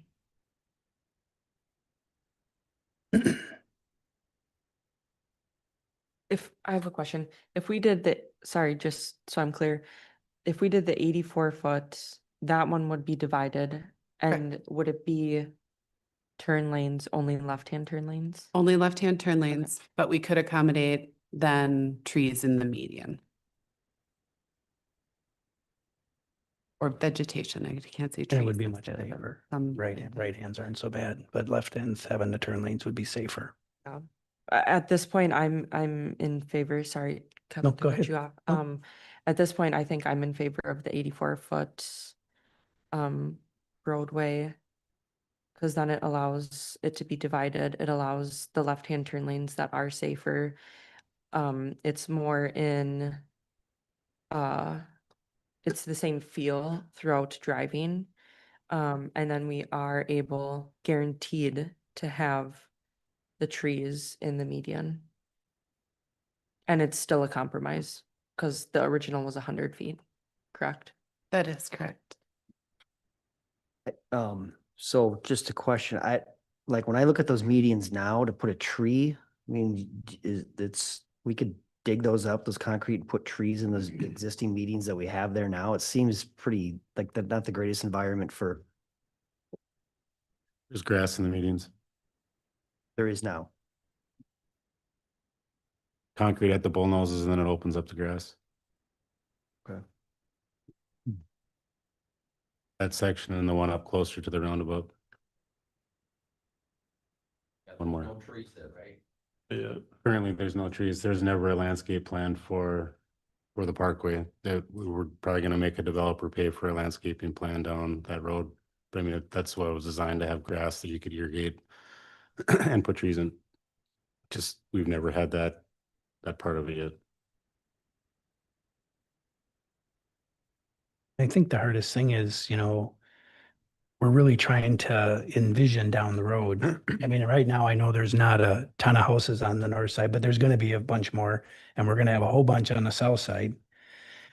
And hopefully, if our plans, our vision is good with our waterways, going to be a beautiful drive, and to change it now, I think would be a mistake. But I mean, I could see us shrinking it a little bit, but personally, I think to change the vision would be a mistake, but it's my opinion.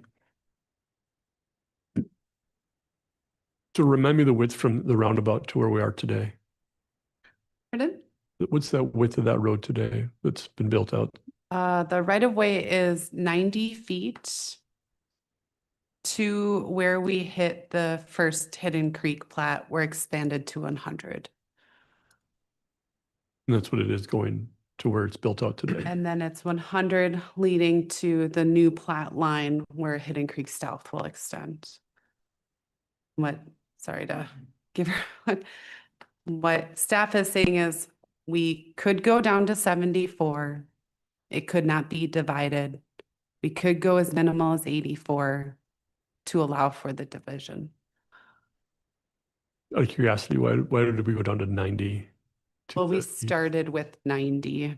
I don't know what the reasoning was for that 90 west of the Parkway. I just know that, or excuse me, west of Fenway. I just know that when Hidden Creek came in, then the standard at the time was 100 feet. So, Ryan, do you recall it all? I can't remember if we've got the 10-foot addition already or not. like a 10-foot easement or something that accommodated. Maybe can you go back to that 90-foot section, please?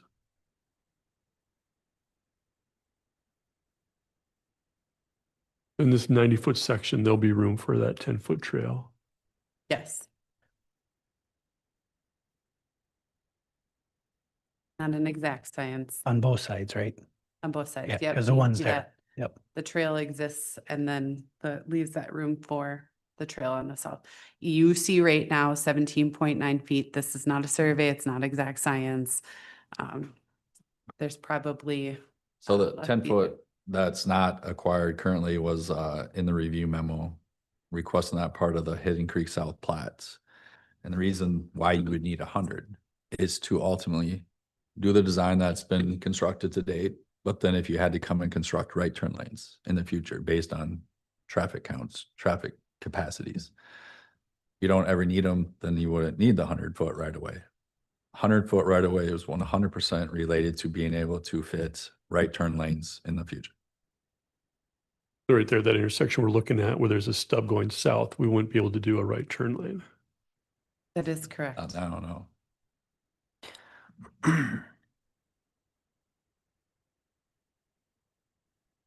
Well, is there anticipation that some of these roads that would go off would serve larger, like, was that an early on compromise that we already made? Kind of is why we didn't require a, I mean, I can't tell you, I wasn't here at the time to know why we compromised from, you know, what that standard was at that time, if it was a 90-foot right of way. And then as volumes increase in the area, we realized we need 100, we changed that standard. I just don't know. I know that we try to set those standards at a reasonable width to project that future development. There, you heard conversations, you know, last time about planning studies and land use changes, and there is some merit in considering a potential reduced roadway right of way in this area.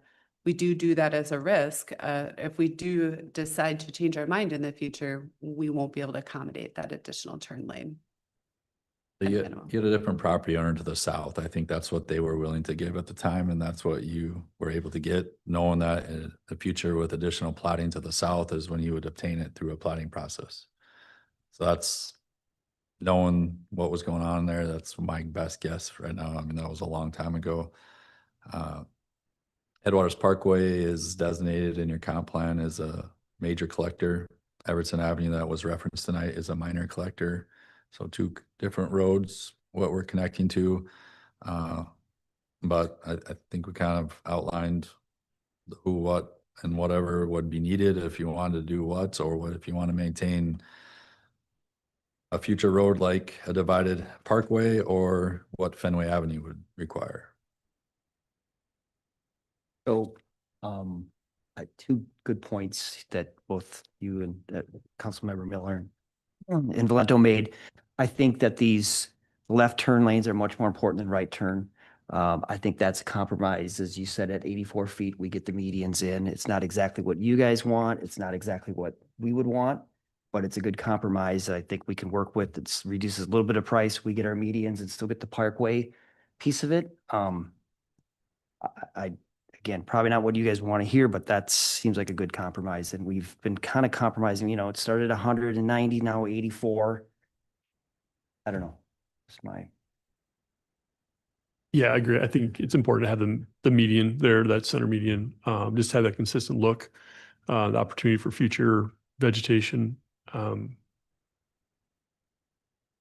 Yeah, I mean, If there was a way that we could accommodate some kind of tree lined street on the outsides, I'd be less worried about that median, but you know, I get it with the grading things. We don't know what we're dealing with until we get into it. And so how do you know where you can put a tree? In a lot of cases, it's also tree impacts maybe someone's backyard. Go ahead, Paul. I think, I don't know what you have to change as far as your city ordinance, but I think we could put the trees, I think it looks better if the trees are between the back of curb and the sidewalk than, which you don't have right now anyways on that road that's already been constructed, any trees in the middle. I know it's gonna cost me more trees, but I think it gives you a better effect, a better look if you have trees, you know, staggered on the parkway between the sidewalks and the back of the road, rather than having, well, you don't have any, like I said, but if you're going to try to put a few in the middle of that center median that is 6 feet wide, I think it would be way more attractive to have, you know, trees, I don't know, every 75 feet, or in there, actually they'd be 37.5 feet apart, right? You have one here and another 75 and one on the other side that's in between them. Paul, are you describing what's up on the screen right now that you submitted? Yeah, kind of like that. Yep. And then we'd have to figure out a way or a place to run the utilities. And I'm sure, I think we can do that. And we can do all that still within that 74-foot road right away.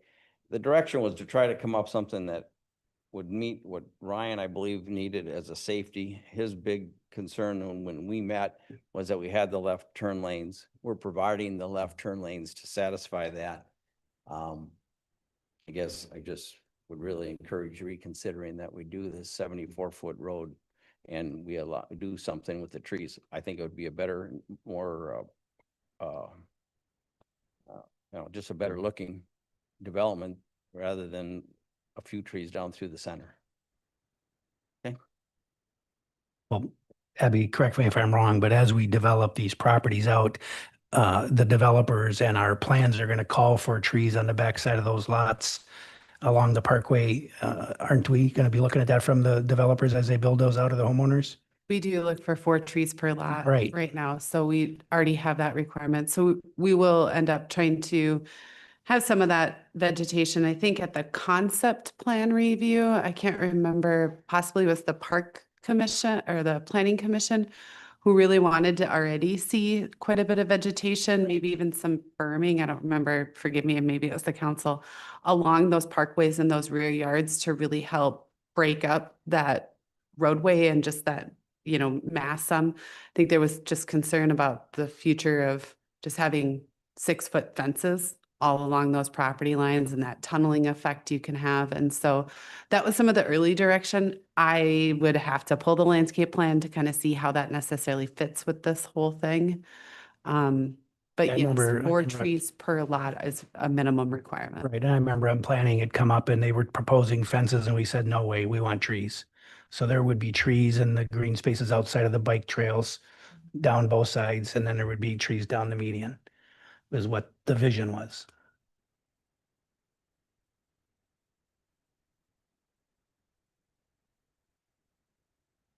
So are you, I think 84 is a good compromise. I mean, 100 is good because then we get both turn lanes and we have the option to add the right turn lanes. But I think 84 is a good compromise because we at least get the left turn lanes. And somewhere along the line, we maybe could even work something out with future developers on the south side going down further. But I think that's a good compromise. 84 feet. Yeah, I think the challenge is if we go to 84, that's what it's going to be then for the rest of it, because they're developing both sides. Right? Yeah, they are. challenge meaning not the ability to have a right turn lane at some point? Is that what Right. you're saying? I mean, that's, you know, the idea that a future developer will be able to do something different. I mean, because this is going to be narrower because it's going to be built out on both sides. But right to Ryan's point, closer to Fenway, where it's 90 feet, well, nothing's developed, you can pick up that extra 10 in the future. And potentially as we go further down the path towards Elmcrest? Elmcrest, yeah, sorry. That was on the tip of my tongue. I mean, it started a little bit narrower and then it got wider, going back a little bit narrower. I don't think it would be even noticeable really. I mean, I do agree, you know, I'd be fine with 84, have those center medians. I do agree with Paul. I'd rather, if it's possible, to have trees on the outside. You know, there's a way to see that come about. But I mean, if we go to 84, it's what it's going to be for the rest of the way. And maybe that's okay that we don't have the right turn lanes, because arguably at that point, actually, it's probably just the opposite. It's probably where we're going to have most of your traffic, right? I mean, as it's coming through. So when just as a reminder, the Parkway excuse me, Mr. Mayor, members of the council, the Parkway extension this is the subject properties for Hidden Creek South. It'll follow along the section line and curve, and where it curves will be just to the north of the potential Judicial Ditch 4 project. So we talk about right-hand turn lanes. For sure that those first two 80s are that first maybe, let's see if I got, this is a hope, but the first kind of half mile there of the roadway, you won't need those right-hand turn lanes to the south because you won't be moving into development. There may be the possibility that as we loop up to the north, we are able to obtain more right-of-way through there. It does affect that design, but possibly the developer would be willing for those 16 extra feet. I have a feeling they won't if they know that we're establishing the standard of 84 now. So something, as you mentioned, that something council needs to be aware of. The more expensive this road is, as we get to that point, we're gonna be paying for half of that road. Because the south side would be ours if we move forward with that JD4 project.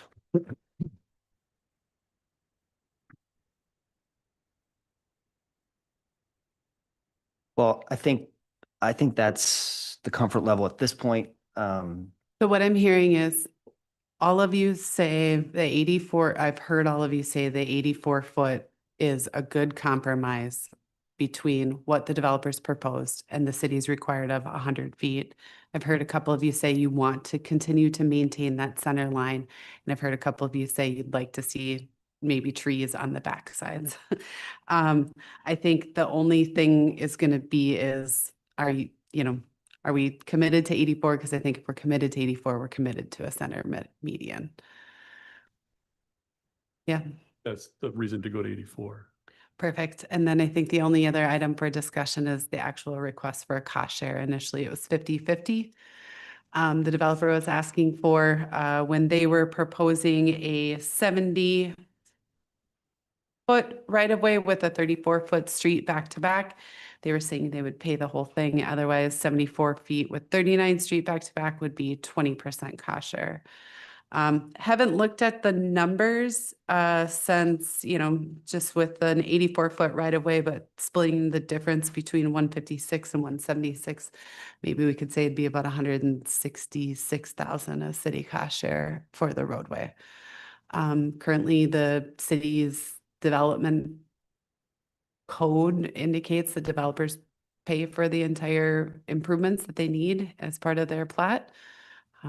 Shared that also the assessment agreement, which says the same thing. And so the last question for the council is whether or not you'd entertain a cost share on this development. Well, I would say no, but Abby, a couple questions. Originally, when the plat was filed for them to start building, what was the width of the road that was showed? 100, of the width of the road, park- I'd have to go back and double check, but the right of way was 100 feet. We have a 100 feet, plat okay. showing So going in, they knew what that was going to be. Okay, so I think we made a good compromise to bring it down to 84 feet. They want to do 70 feet. So the difference between 70 and 84 can't be, even at 20%, it can't be that much money, $160,000 that we would pay. Well, it was the initial request was 50-50. But again, we don't have to do anything. No, Right. What's the overall cost difference? Did we ever get that number? From the the- overall cost From difference, 100 feet to going down to 84 feet not for 84, because we just thought of that Okay, on the so, but- fly. So I know 100 to 74. was, Give a- me just a second. That's included in your packet. 99 of the packet. when I subtracted it, 884, 781 cost, it's 102,377. Am I missing some numbers? So if I'm looking at the 100-foot road design, total estimate cost 884,000. And then I'm looking at the estimated road design 74, it's 781,000. Isn't the difference between 74 and 80 only 102,000? That is correct. Okay, so if it was 84, even that, 102,000, he's asking for us to pay 20% of the total cost. Why would we do that? That's what my question is. Why wouldn't we pay, if we're gonna pay anything, pay a percentage of the difference of what it was gonna cost him and what we're agreeing to do, if we're gonna do anything? I'm just throwing it out there, I don't know. So can I just ask a clarifying question? Are you suggesting that we would cost share the difference of reduced I'm not price? suggesting that we cost share anything, No, but that I- would be my question is, we should only cost share if we decide to do it on the difference. I'm trying to just, Yeah. clarification there is Yes, the I'm sorry. difference between the 884, 781, 102, the difference. Correct, The potential of cost sharing would only be that portion. correct. That's what, if I were gonna cost share in something, it would be only on what's costing them extra. Go ahead, John. With respect, I believe, and Abby can correct me if I'm wrong, my name's John Dobbs. The original proposal, we did put 100-foot right of way in the standard Headwaters Parkway width, and we asked for 1/3 of that to be paid for by the city. And the rationale for why we did that, and what I discussed, I believe, the planning commission, was that the width of the road and the width of the right of way and all the extra costs associated with it would be more than 33% above a standard 34-foot wide collector street. So that's how we proposed it when we submitted it. I believe that was in the written narrative. We asked for a third back in our proposal originally. Correct? I'd have to go back. I know the most recent one was 20% on a couple of the designs. And on the I don't know why I've got 50-50 in my head, so I'd have to go I back think and it look was at a that. third, but, and so then when we met with staff and talked about, that, we just simply looked at the math of the difference between the road with a boulevard in the middle and all the things that mostly we've been talking about. And you do the math that way and on the cost, and it's about a 20% extra cost from a 34-foot wide collector street, which I heard Mr. Bergman say when he got up here is really, from his point of view, kind of what that road really should be for width, and everything else above it is related to aesthetics in a parkway.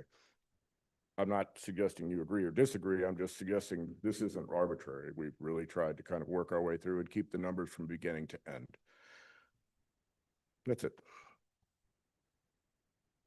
I have another comment though, Mr. Miller. The PUD booklet shows it a 2-lane road. It doesn't show it as a 90 or 100-foot right of way to the west. And even the drawings, everything supports that being a 2-lane road. So it wasn't that we knew that it was going to be a 90 or 100-foot road right away going to the west. You keep saying that. You said that in the work sessions. That's not true. There isn't the documents that support that. So on the plats that were filed, that wasn't on there? When they came in and filed their plat to develop their lots? Yes, their plat was submitted with a 100-foot right of way shown, consistent with the hidden creek to the north and then those. So they did know, even though they're saying they didn't know, because it was on the plat. No. When we bought the land and put the land under contract, we didn't know that, or we didn't have this 90 or 100-foot right of way. The only way your staff would accept our plat is they told us we had to draw it at 100-foot. Correct. What do you mean? So you knew that? Well, in the last 30, 60, 90 days or whatever, but we didn't know it when we bought the land or put it under contract or put any of this But development. I understand. And yeah, we knew it, that they wanted it. They could ask for a 400-foot right away. Right, and you would have an option at that point to do what? Nothing. If you didn't agree to I that, mean, you could have not developed it. Well, and I still cannot develop it. Right. Right. But you agreed to go ahead with, That this road design is what it is. And we tried to lay that out, but apparently it didn't work. Mr. Bergman, we understand that you don't agree with it, but our city has a vision of what we want to do with that road. And you've been told that from the time you started building, that's what we want to do with that road. And since that time, we've had a number of meetings about this road to try to come down to a compromise that works for you, but not for us from a city standpoint. And so today we just said, we'll go down to 84 feet from 100, which I think is a very nice compromise to still carry out our vision of the road. What we have to decide now is, do we want to cost share in that, which we've never done before, because developers, those things are part of the plats when you apply to develop your land. But you do cost share and any oversizing of utilities that go into the streets and the roads. So why wouldn't you cost share for the oversizing roads? What's the difference? Have we done that where we've cost share with the utilities? And with utilities, you do sewer and water. If I tell them they need to put in a 12-inch pipe and their development only needed a 10 or 8, they would get credit back from that 12-inch. But that's right. Part of your development fees through your sanitary sewer area charges and your water system area charges. That's how that's mechanism is triggered. But not on the actual cost of the road construction. The city has never done anything on streets. And in the 12 and a half years that I was on planning, we never did it once. But I mean, I don't think council ever did it. And I'm not trying to be a real jerk here, but we are trying to compromise. But you're asking for us to pay a lot of money. That's really not our cost. Well, we could argue that. You're asking me to pay a lot of money to put in a road that you guys want that's way beyond what is needed for our traffic that our site is going to develop or going to add to. And again, you're thinking about one project. We're thinking about multiple projects down the road, whether you do them or somebody else does them. And I understand that, but the traffic and I understand your opinion. yeah, We disagree. So I think they always say a good deal is when both sides aren't 100% happy. I think that's what we struck here. I don't think staff and some council are 100% happy going down to 84 from 100, and obviously you guys aren't. On the cost share part, we've not done that. I reached out to Fran Miron, the mayor of Hugo at the time when they did Onika Parkway, which is a very massive parkway. It was fully developer paid, and so we don't have the money, to be quite honest with you, to do that. That's not something we had. It's not in our CIP. We've got roads that are falling apart that we need to be putting money infrastructure into those roads. And so I would be, with going down to this compromise, I'd be against any cost share on this project. I'm against cost share as well. Right, so I think I have enough direction at least to continue to work with the developer on, they want to keep their preliminary plat moving forward with regard to the cost share and the size of the road. And then if there's anything else relating to this that the council thinks of, if you direct staff at a later point, I'd appreciate it. Great, thank you. Next item, ordinance. Thank you. Ordinance revision, airport membership, commission membership, I would assume. Mr. Mayor, again, at our airport commission meeting last week, the commission did do a preliminary review of an amendment to chapter 31 of the city's code related to airport commission membership and officer elections. That proposed amendment would eliminate the position of the secretary and retain only the chair and the vice chair position. It would also modify the election process so that the officer elections would happen following a change in commission membership rather than on an annual basis. The commission did believe that these changes would provide greater continuity in leadership and reduce administrative burden to that commission. In addition, though, the commission has asked the council to consider whether non-resident hangar owners should be eligible to serve on the commission. Under the current ordinance, only commission members, the only folks who are allowed to serve on that commission must be city residents. I did take a look at several other cities. Marshall, Minnesota, their city allows up to 25% of their airport commission to be non-residents. Maple Lake, Minnesota, 3 airport leaseholders are allowed to serve on the commission. In Pine River, which is a regional airport, the commission must consist of at least 2 licensed pilots, regardless of residency. In Wilmer, their airport commission must be all city residents. So I'm seeking some discussion from council and direction on the proposed ordinance amendment specifically related to the question of non-resident eligibility. So if you would mention, we do have one individual that was on that has moved to another city. So we do have an opening, and that kind of what started this conversation a little bit. That's correct. Thank you. Yes, Mayor. How many of the current commission members are airport hangar owners? That would be 3 of the current commissioners, of which there are now 4. One of our commissioners is a operator or a hangar owner. Oh, you're correct. He does not have a hangar. He is a pilot though, and a resident of the city.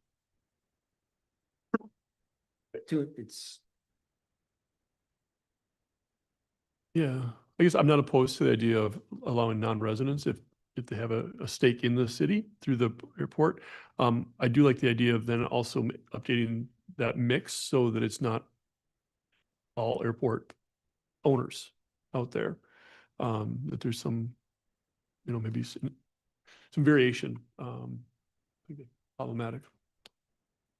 So that was my desire when when appointing these people, or suggesting the point was it was very heavy airport hangar owner. And I think that some of those decisions were based on that. And honestly, I still struggle with the whole idea of having people who are directly impacted in a potentially positive way, even making recommendations. I mean, at one point we had a council member who was also a property owner making decisions on both, and we've gotten away from that.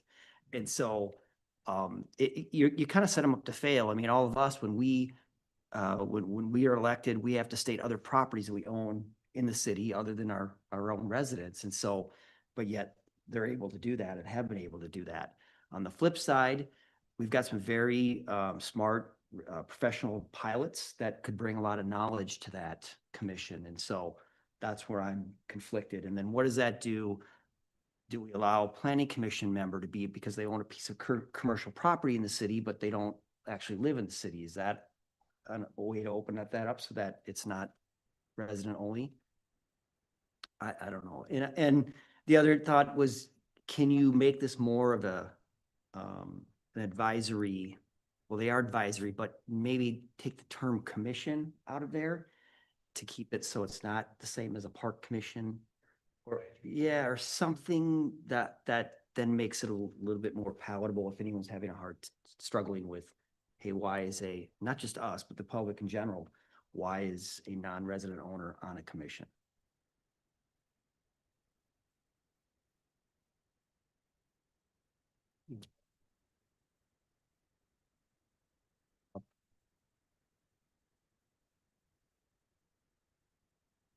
So I think maybe one way would be to solicit this opening and see if we get if it gets to the point where we don't have residents that are willing to serve, then we're kind of forced to have that outside. Well, remind me of the makeup and what are the number of seats? 5 seats on the commission and then the 1 non-voting advisory member from the council. And right now, there's an opening, it's 2 airport hangar owners and 2 non-owners, That's correct. and what, 3 pilots currently, at least?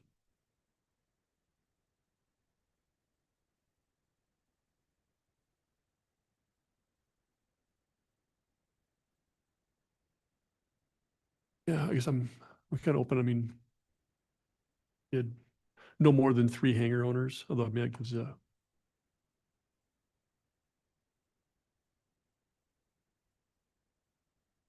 Council be favorable to allowing only 1 non-resident to serve on the commission if that resident has a stake.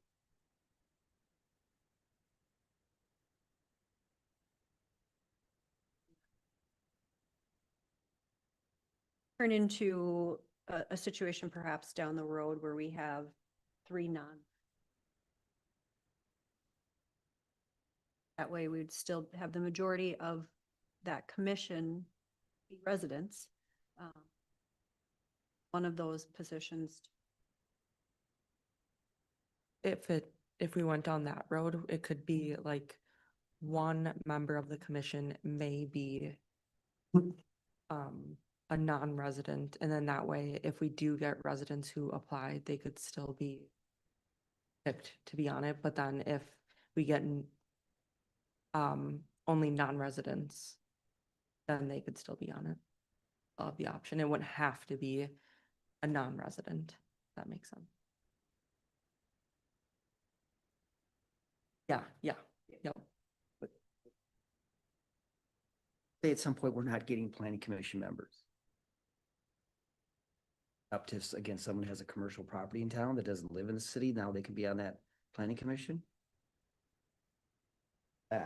it's the only difference in my mind is that it's kind of a more specialized organization. I think it's important for that airport commission to have a strong aviation background. I guess that'd be the one differentiator in my mind. I would agree. And that's kind of the information that I was gathering from other communities too. Well, generally don't allow non-residents to serve on planning commissions. It's more common in an airport commission situation just because of its.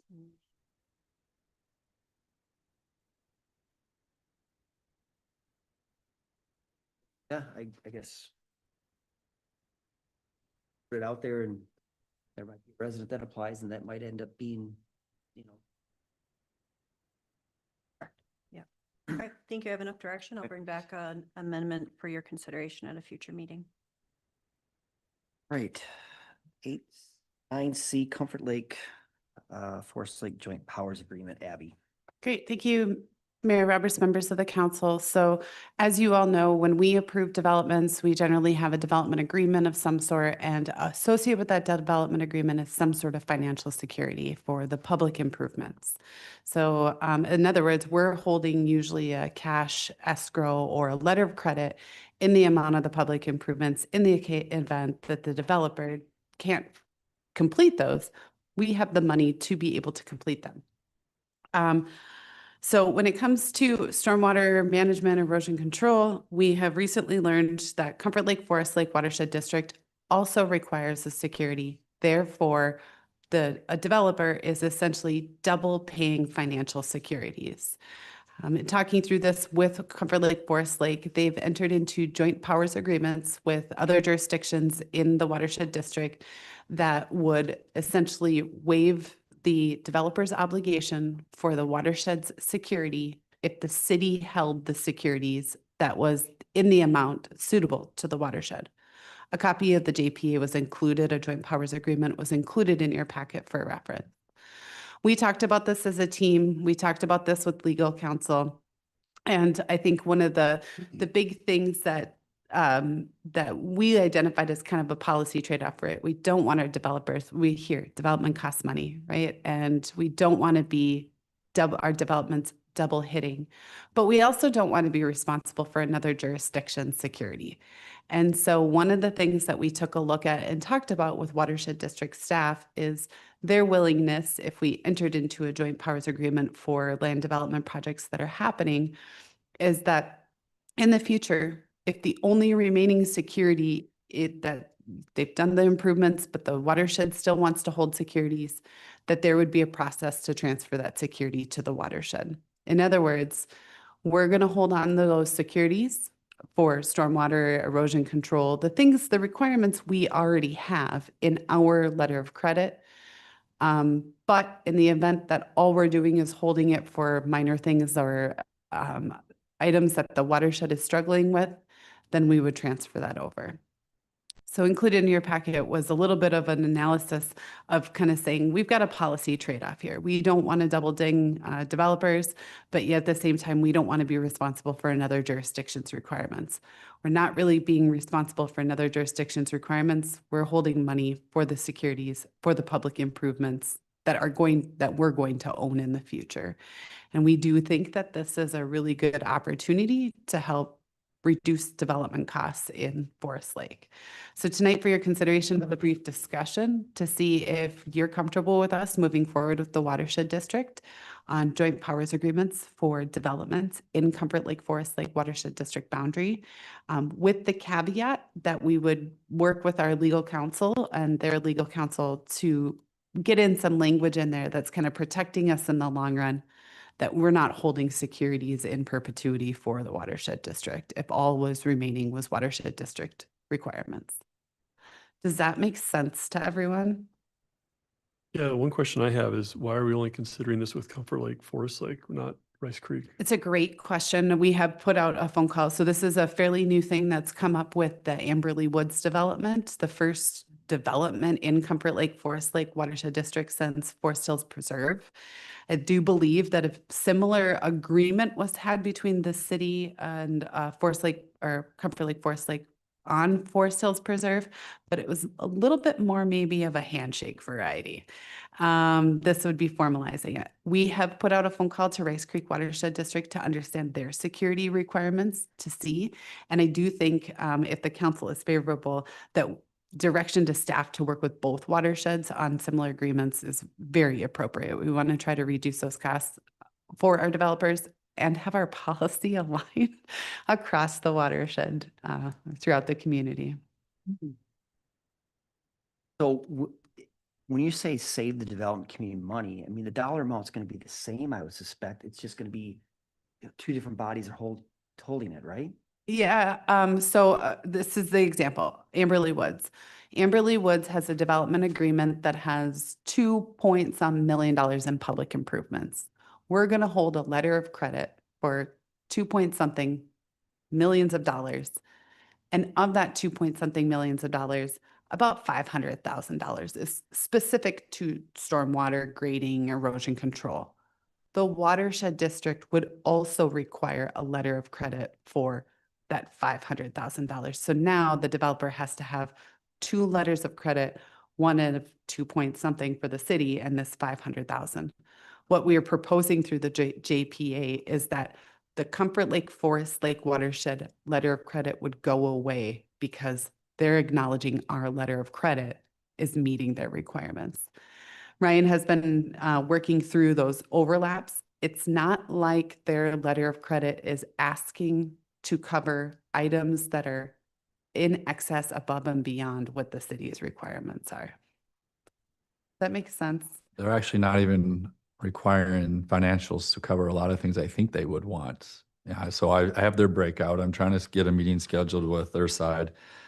You know, one of their big things is wetland buffer signs. There's almost $13,000 of wetland buffer signs on Amberley Woods, and they don't have any line item covering it. So at the end of the day, we believe we have a more comprehensive, accurate estimate of what the work is going to be out there, because ours came from a bid of their contractor and their engineer, and it has all the bid items. And if they did forget any, we added that in. But we're also going to be more restrictive on accepting the infrastructure, especially on the public side, because they're just going to look at elevations on record plans. Good, no, not without tolerance, need more information. That's what they're going to review. We're going to actually get in the structures. We lamp them, look up the lines before we accept them, because you never know what gets damaged during construction. So just the final acceptance inspection process is a lot different too. Obviously ponds, we don't want to take on and accept a pond if the elevations are off, you know, so we'll both be looking at that. So we just believe that, you know, we have a comprehensive list compared to what they got. But at the end of the day, if there's a mechanism for some reason they're being more restrictive about something, which I don't foresee on a development, because this will eventually structure once we accept it, right? So we don't want to accept something right away knowing we have an issue to deal with. So, but the agreement allows that mechanism to trade off. And as the project, instead of carrying 2 letter credits, it's like, why would you need 2 cars if you one, right? You wouldn't carry 2 car payments. They're within the development agreement, depending on how fast they go with work, how many letter credit reductions they want, they could do 1 a month if they wanted to. But each time they do, you know, renew a letter of credit, they have some costs incurred with that. So typically they like to go through a construction season. When we go into winter, they like to request a reduction at that time. So all the work that's been completed in accordance with the plans and specifications, you know, we'll look at what amount could be lowered then, and they can go into the next year with a much lower letter credits. Typical development construction. That answer your question, Mayor Roberts? I think it's been clear that we are not in agreement with a lot of the requirements. Staff. But yet we're going to get tied closer to them by holding a letter of credit for them on requirements that maybe we don't think Rice Creek is doing. Yeah, So I struggle with that. I because can the understand. perception and reality is that Forest Lake's hard to work with in the developed community. And a lot of it has to do because of this watershed, not that watershed down there, but the one to the north. And so I'm challenged to being more cooperative with them. I'll be honest with you, until we have we talked about going back with their rules and regulations and pushing back on that. Where are we at with that? Has there been some openness to do that or not? We have met with them. We met a month ago, maybe. Staff, Ryan, Dave, and I met with their staff. And they were going to meet with a bunch of other agencies too. Yeah, so we were the first community that they sat down with, and then they were going to be working with the other jurisdictions and then reaching out to the public. I don't think that they had any anticipation for rule changes until midsummer, fall, maybe even. Yep, but we brought real life examples Yep. of, you know, Ingersoll, that development, how that would not have triggered a permit from Rice Creek. We brought that in writing documentation to the meeting, talked about some of the exemptions that are in Rice Creek that they don't have. And if you just simply would have these 2 exemptions, it would save a lot of the conversations that are ongoing. So I definitely think we made some headway. I do anticipate some of this being changed. They specifically said they're going to change the Ingersoll situation. Yeah, I think we had maybe 6 items, and I want to say that they, 5 out of the 6, they're like, we're going to look into this. We anticipate changes. I can't recall what that other one was. I would like to just reiterate that this isn't necessarily doing a favor to the watershed. They might be saved for some administrative oversight of letters of credits. And this is really truly is a dollars and cents for our developers. The 2 million that the city is holding includes the $500,000 that the watershed district would require. If we wouldn't consider this, the developer is going to have 2.5 million, 2 million with the city, 500,000 with the watershed. Heard from developers that they're not happy about that. Yes, this came directly from Twin City Land Development with Amberley Woods. And because we haven't done a development project while I've been here, it was just something that has come up, and we're like, wow, yes, this is worth a policy conversation with our elected officials. I understand that it could be perceived as helping out the Comfort Lake Forest Lake Watershed District, but I don't want to say we'd be better at managing that development project and those funds, but we do have. I will. Thank you. Thank you. I think that we have strong administrative oversight in our development projects, and I think that we would make sure that those securities were held in place as long as we needed to, but not a day longer if all that it was being required was for the watershed. Yeah, I guess personally, I wish that somebody from the watershed district would have been here this evening. I would have loved to have heard from them as to even frankly why they're requiring developers to hold letters of credit for things that we already require in our policy around new development. So that's pretty disappointing, but I hear what Abby's saying, that this isn't a favor for them. It's for our development community, and we do want to be more supportive of our developers where we can be. And so I think it only makes sense to do. But again, I'm pretty disappointed that they weren't here. I will note in their defense, we just threw this on at the 10th hour because we felt like it was important to keep Amberley Woods moving forward. So that's kind of what we're up against right now, is making a decision to accommodate that development there. Yeah, they're aware of the current policy. They were aware that we were going to have these conversations, but they are aware that their requirement would be for the 2 letters of credit if the city isn't ready to move forward with an agreement with the watershed. And I'm fully prepared to have that conversation with both the watershed and the developer. It would be our hope that we would continue these conversations, though, because we start looking at developments. I was going to run through the list, but really 1, 2, 3, we've got 3 or 4 developments coming down the pike that are all in Comfort Lake Forest Lake. And it just seems like a lot of excess costs for the development community. Abby, what determines, or maybe it's a question for legal, us reducing our letter of credit outstanding? So let's say they've met all of our conditions and we decide we want to reduce the letter of credit or have, they can remove it all. But yet then the watershed says, nope, we've got this stuff still. Where do we sit in that position, and where does that, Great question. Yep. So we reduce letters of credit, but we always hold money for warranty. So we usually will have a 2-year warranty period, but those are mostly on our major infrastructure. That 2-year warranty period may or may not be holding for the watershed. It would be we would coordinate and consult with them. But if we were ever to the point that all we were doing was holding because of the watershed district's requirements, that's what we want to build into the JPA. They currently don't have that. It would be the obligation to transfer that over to the watershed district, trying to protect us in the long run that we're not holding funding for the watershed. That's my concern. Yeah. With regard to how our improvements may be accepted, we already have a pretty rigorous process. Ryan will get a request. He sends, it might be an as-built review. Then he sends his team out, or they're reviewing the plans and conformity.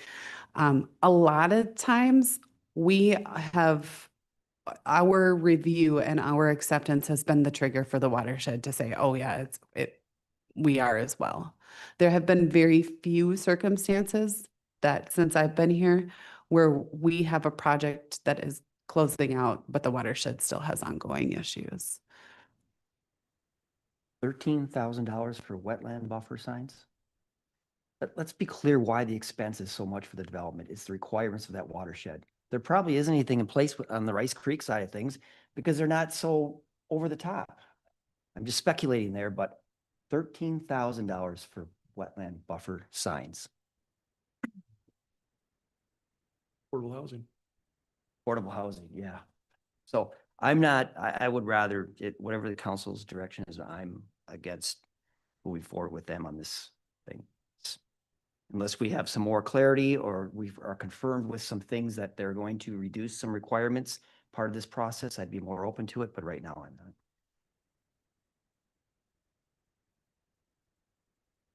But I'm just one, so you guys. go ahead. Again, I can appreciate your comments, but think about it from the perspective of the developer. I'm grateful that staff has a working relationship with them, and I think if we can save the developer some money, it's a positive in the long run. I agree. Yeah, I think it's best to try to get along with them. I mean, I know it's difficult, but we don't want this necessarily developers thinking it's, us either. And that's my only concern is if for some reason they can't get the money back, we have to now say, oh, this is the watershed. So now we have to change the bond and over to them, or would they have to then go out and secure a bond for the remainder with the watershed? That's stuff we still need to work through with legal. What Right. we're hoping for is there can be a mechanism in the joint powers agreement and also with the developer that requires that transfer. I don't know what that looks like right now.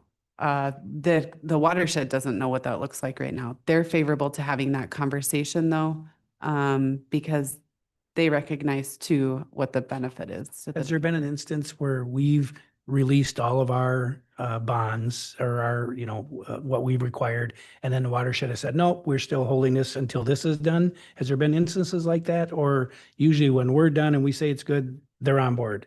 Predominantly when we say we're done, but we have a couple of outstanding on like Mr. Carwath, Yep. I know. Site redevelopment or developments, there's times we're done and we've closed the project out and they still might have some outstanding things that they were working through.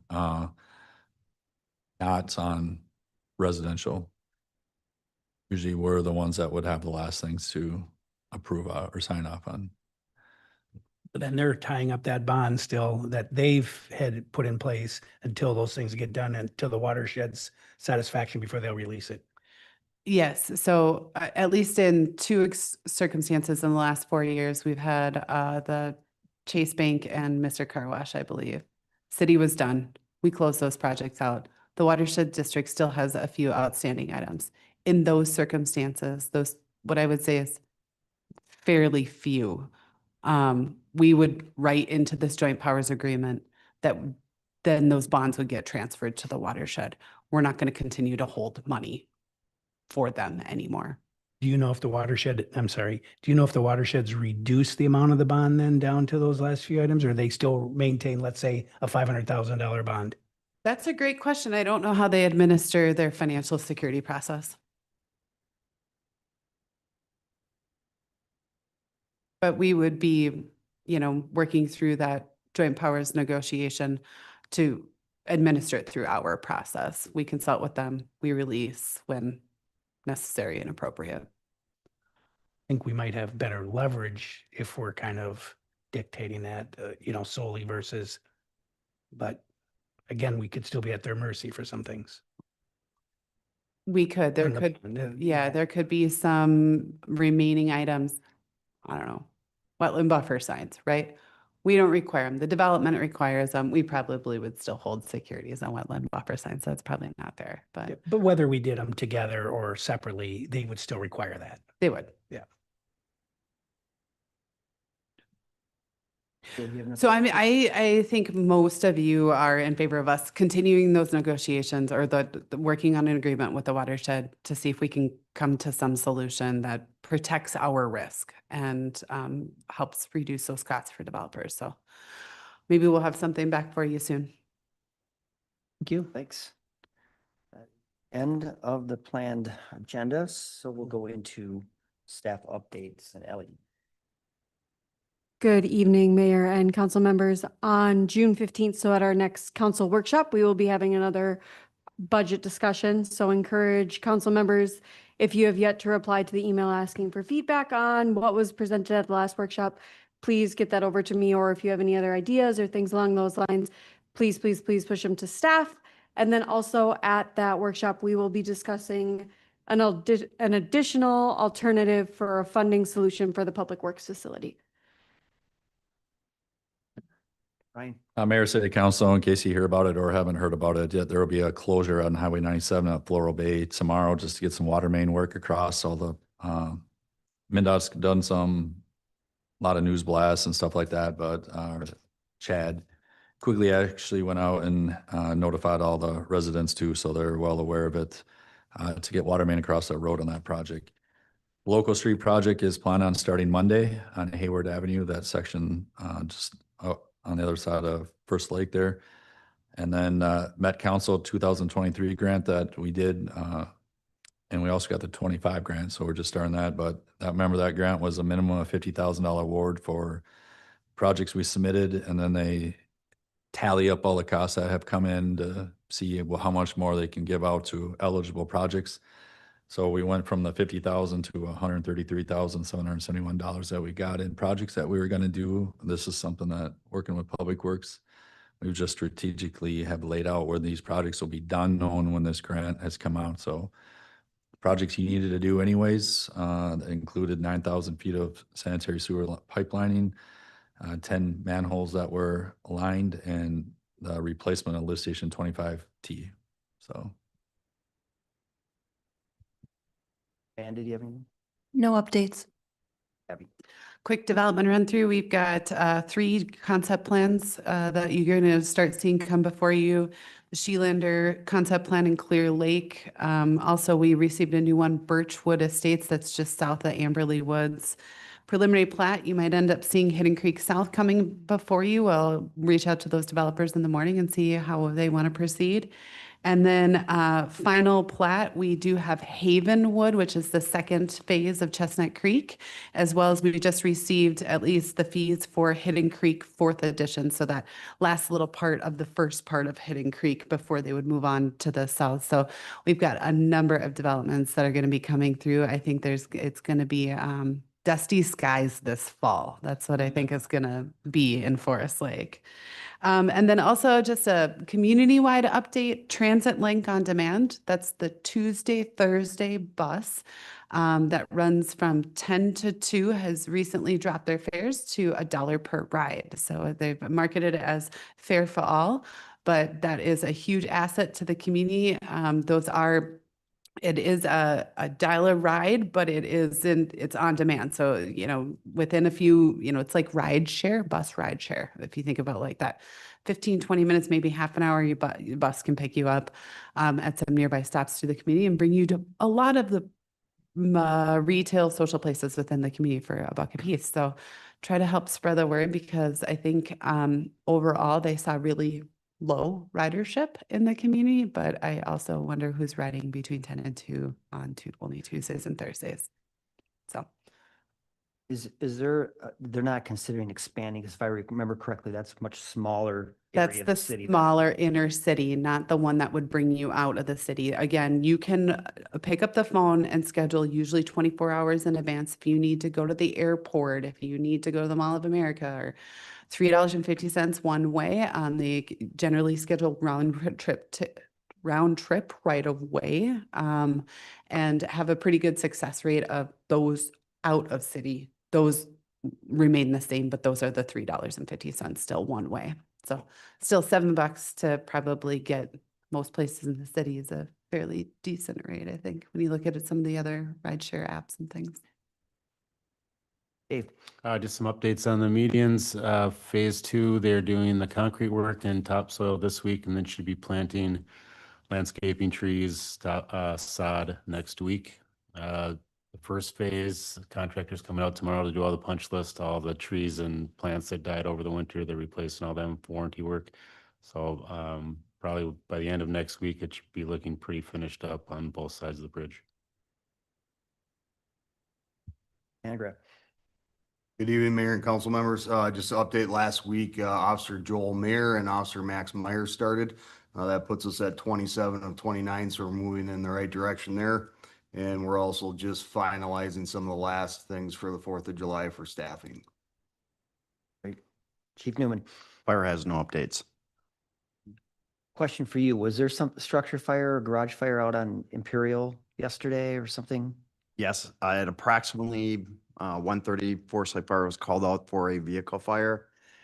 Vehicle fire moved into the garage. We had mutual aid from Hugo, Wyoming, Scandia, and they were able to do a pretty quick knockdown, reduce damage to the garage. So just basically exterior damage and a little bit of smoke damage in the garage. Amanda, No updates tonight. Jolene, Just briefly, Mayor and council members, this past Monday, a week ago today, Mayor Roberts, Councilmember Larson, Parks Commissioners Moorhead and Syring, and I and Kyle, our Parks Coordinator, had the pleasure of joining Let's Go Fishing on their inaugural boat cruise, boat tour. Just a wonderful organization. Thank you to the City Council for the support of this group. It's been phenomenal. It's getting a great reception here in the city. It sounds like their tours are booking up like crazy. So it's been really welcomed here in the community. I think this is a great asset for this community, and it really showcases the beauty of our lake. So thank you to the council for their support of that organization, and thank you to Let's Go Fishing for welcoming us out on that boat tour. A quick reminder, next Friday, June 19th, the city offices will be closed and observed. So we'll put that out on social media so that folks are aware. I tend to forget about that holiday, being that it's new. So next Friday, June 19th, city offices are closed. Councilmember Miller, No updates. Lento. Just a quick one, that Arts in the Park starts next Tuesday, the 16th. So I plan to be there. That's Great. it. So with that, just as you mentioned that, we talked about maybe some engagement down there at some point with council. So I don't know if we want to start a sign up sheet when we're ready for that, or I would, yeah, if council members want to reach out to me and let me know what days you're available. I know we've got Councilmember Erickson booked up for the, yep. And that's the only one we've received confirmation that was available to take. Yeah, we've got plenty of other opportunities, 10 other opportunities. So just let Kyle and I know and we'll get you. Erickson. No updates tonight. I have nothing either. And so thanks everyone for tonight, and someone willing to put it into closed session. Sure, I'll make a motion that we move to closed session pursuant to Minnesota statutes 13D.05 subdivision 3C3 to develop or consider offers or counter offers for the purchase or sale of property identified as 08.032.21.13.0169, 08.032.21.13.0170, and 08.032.21.13.0171, Washington County, Minnesota. I'll second. All right, motion second. Any further discussion? All in favor? I. Aye. Opposed?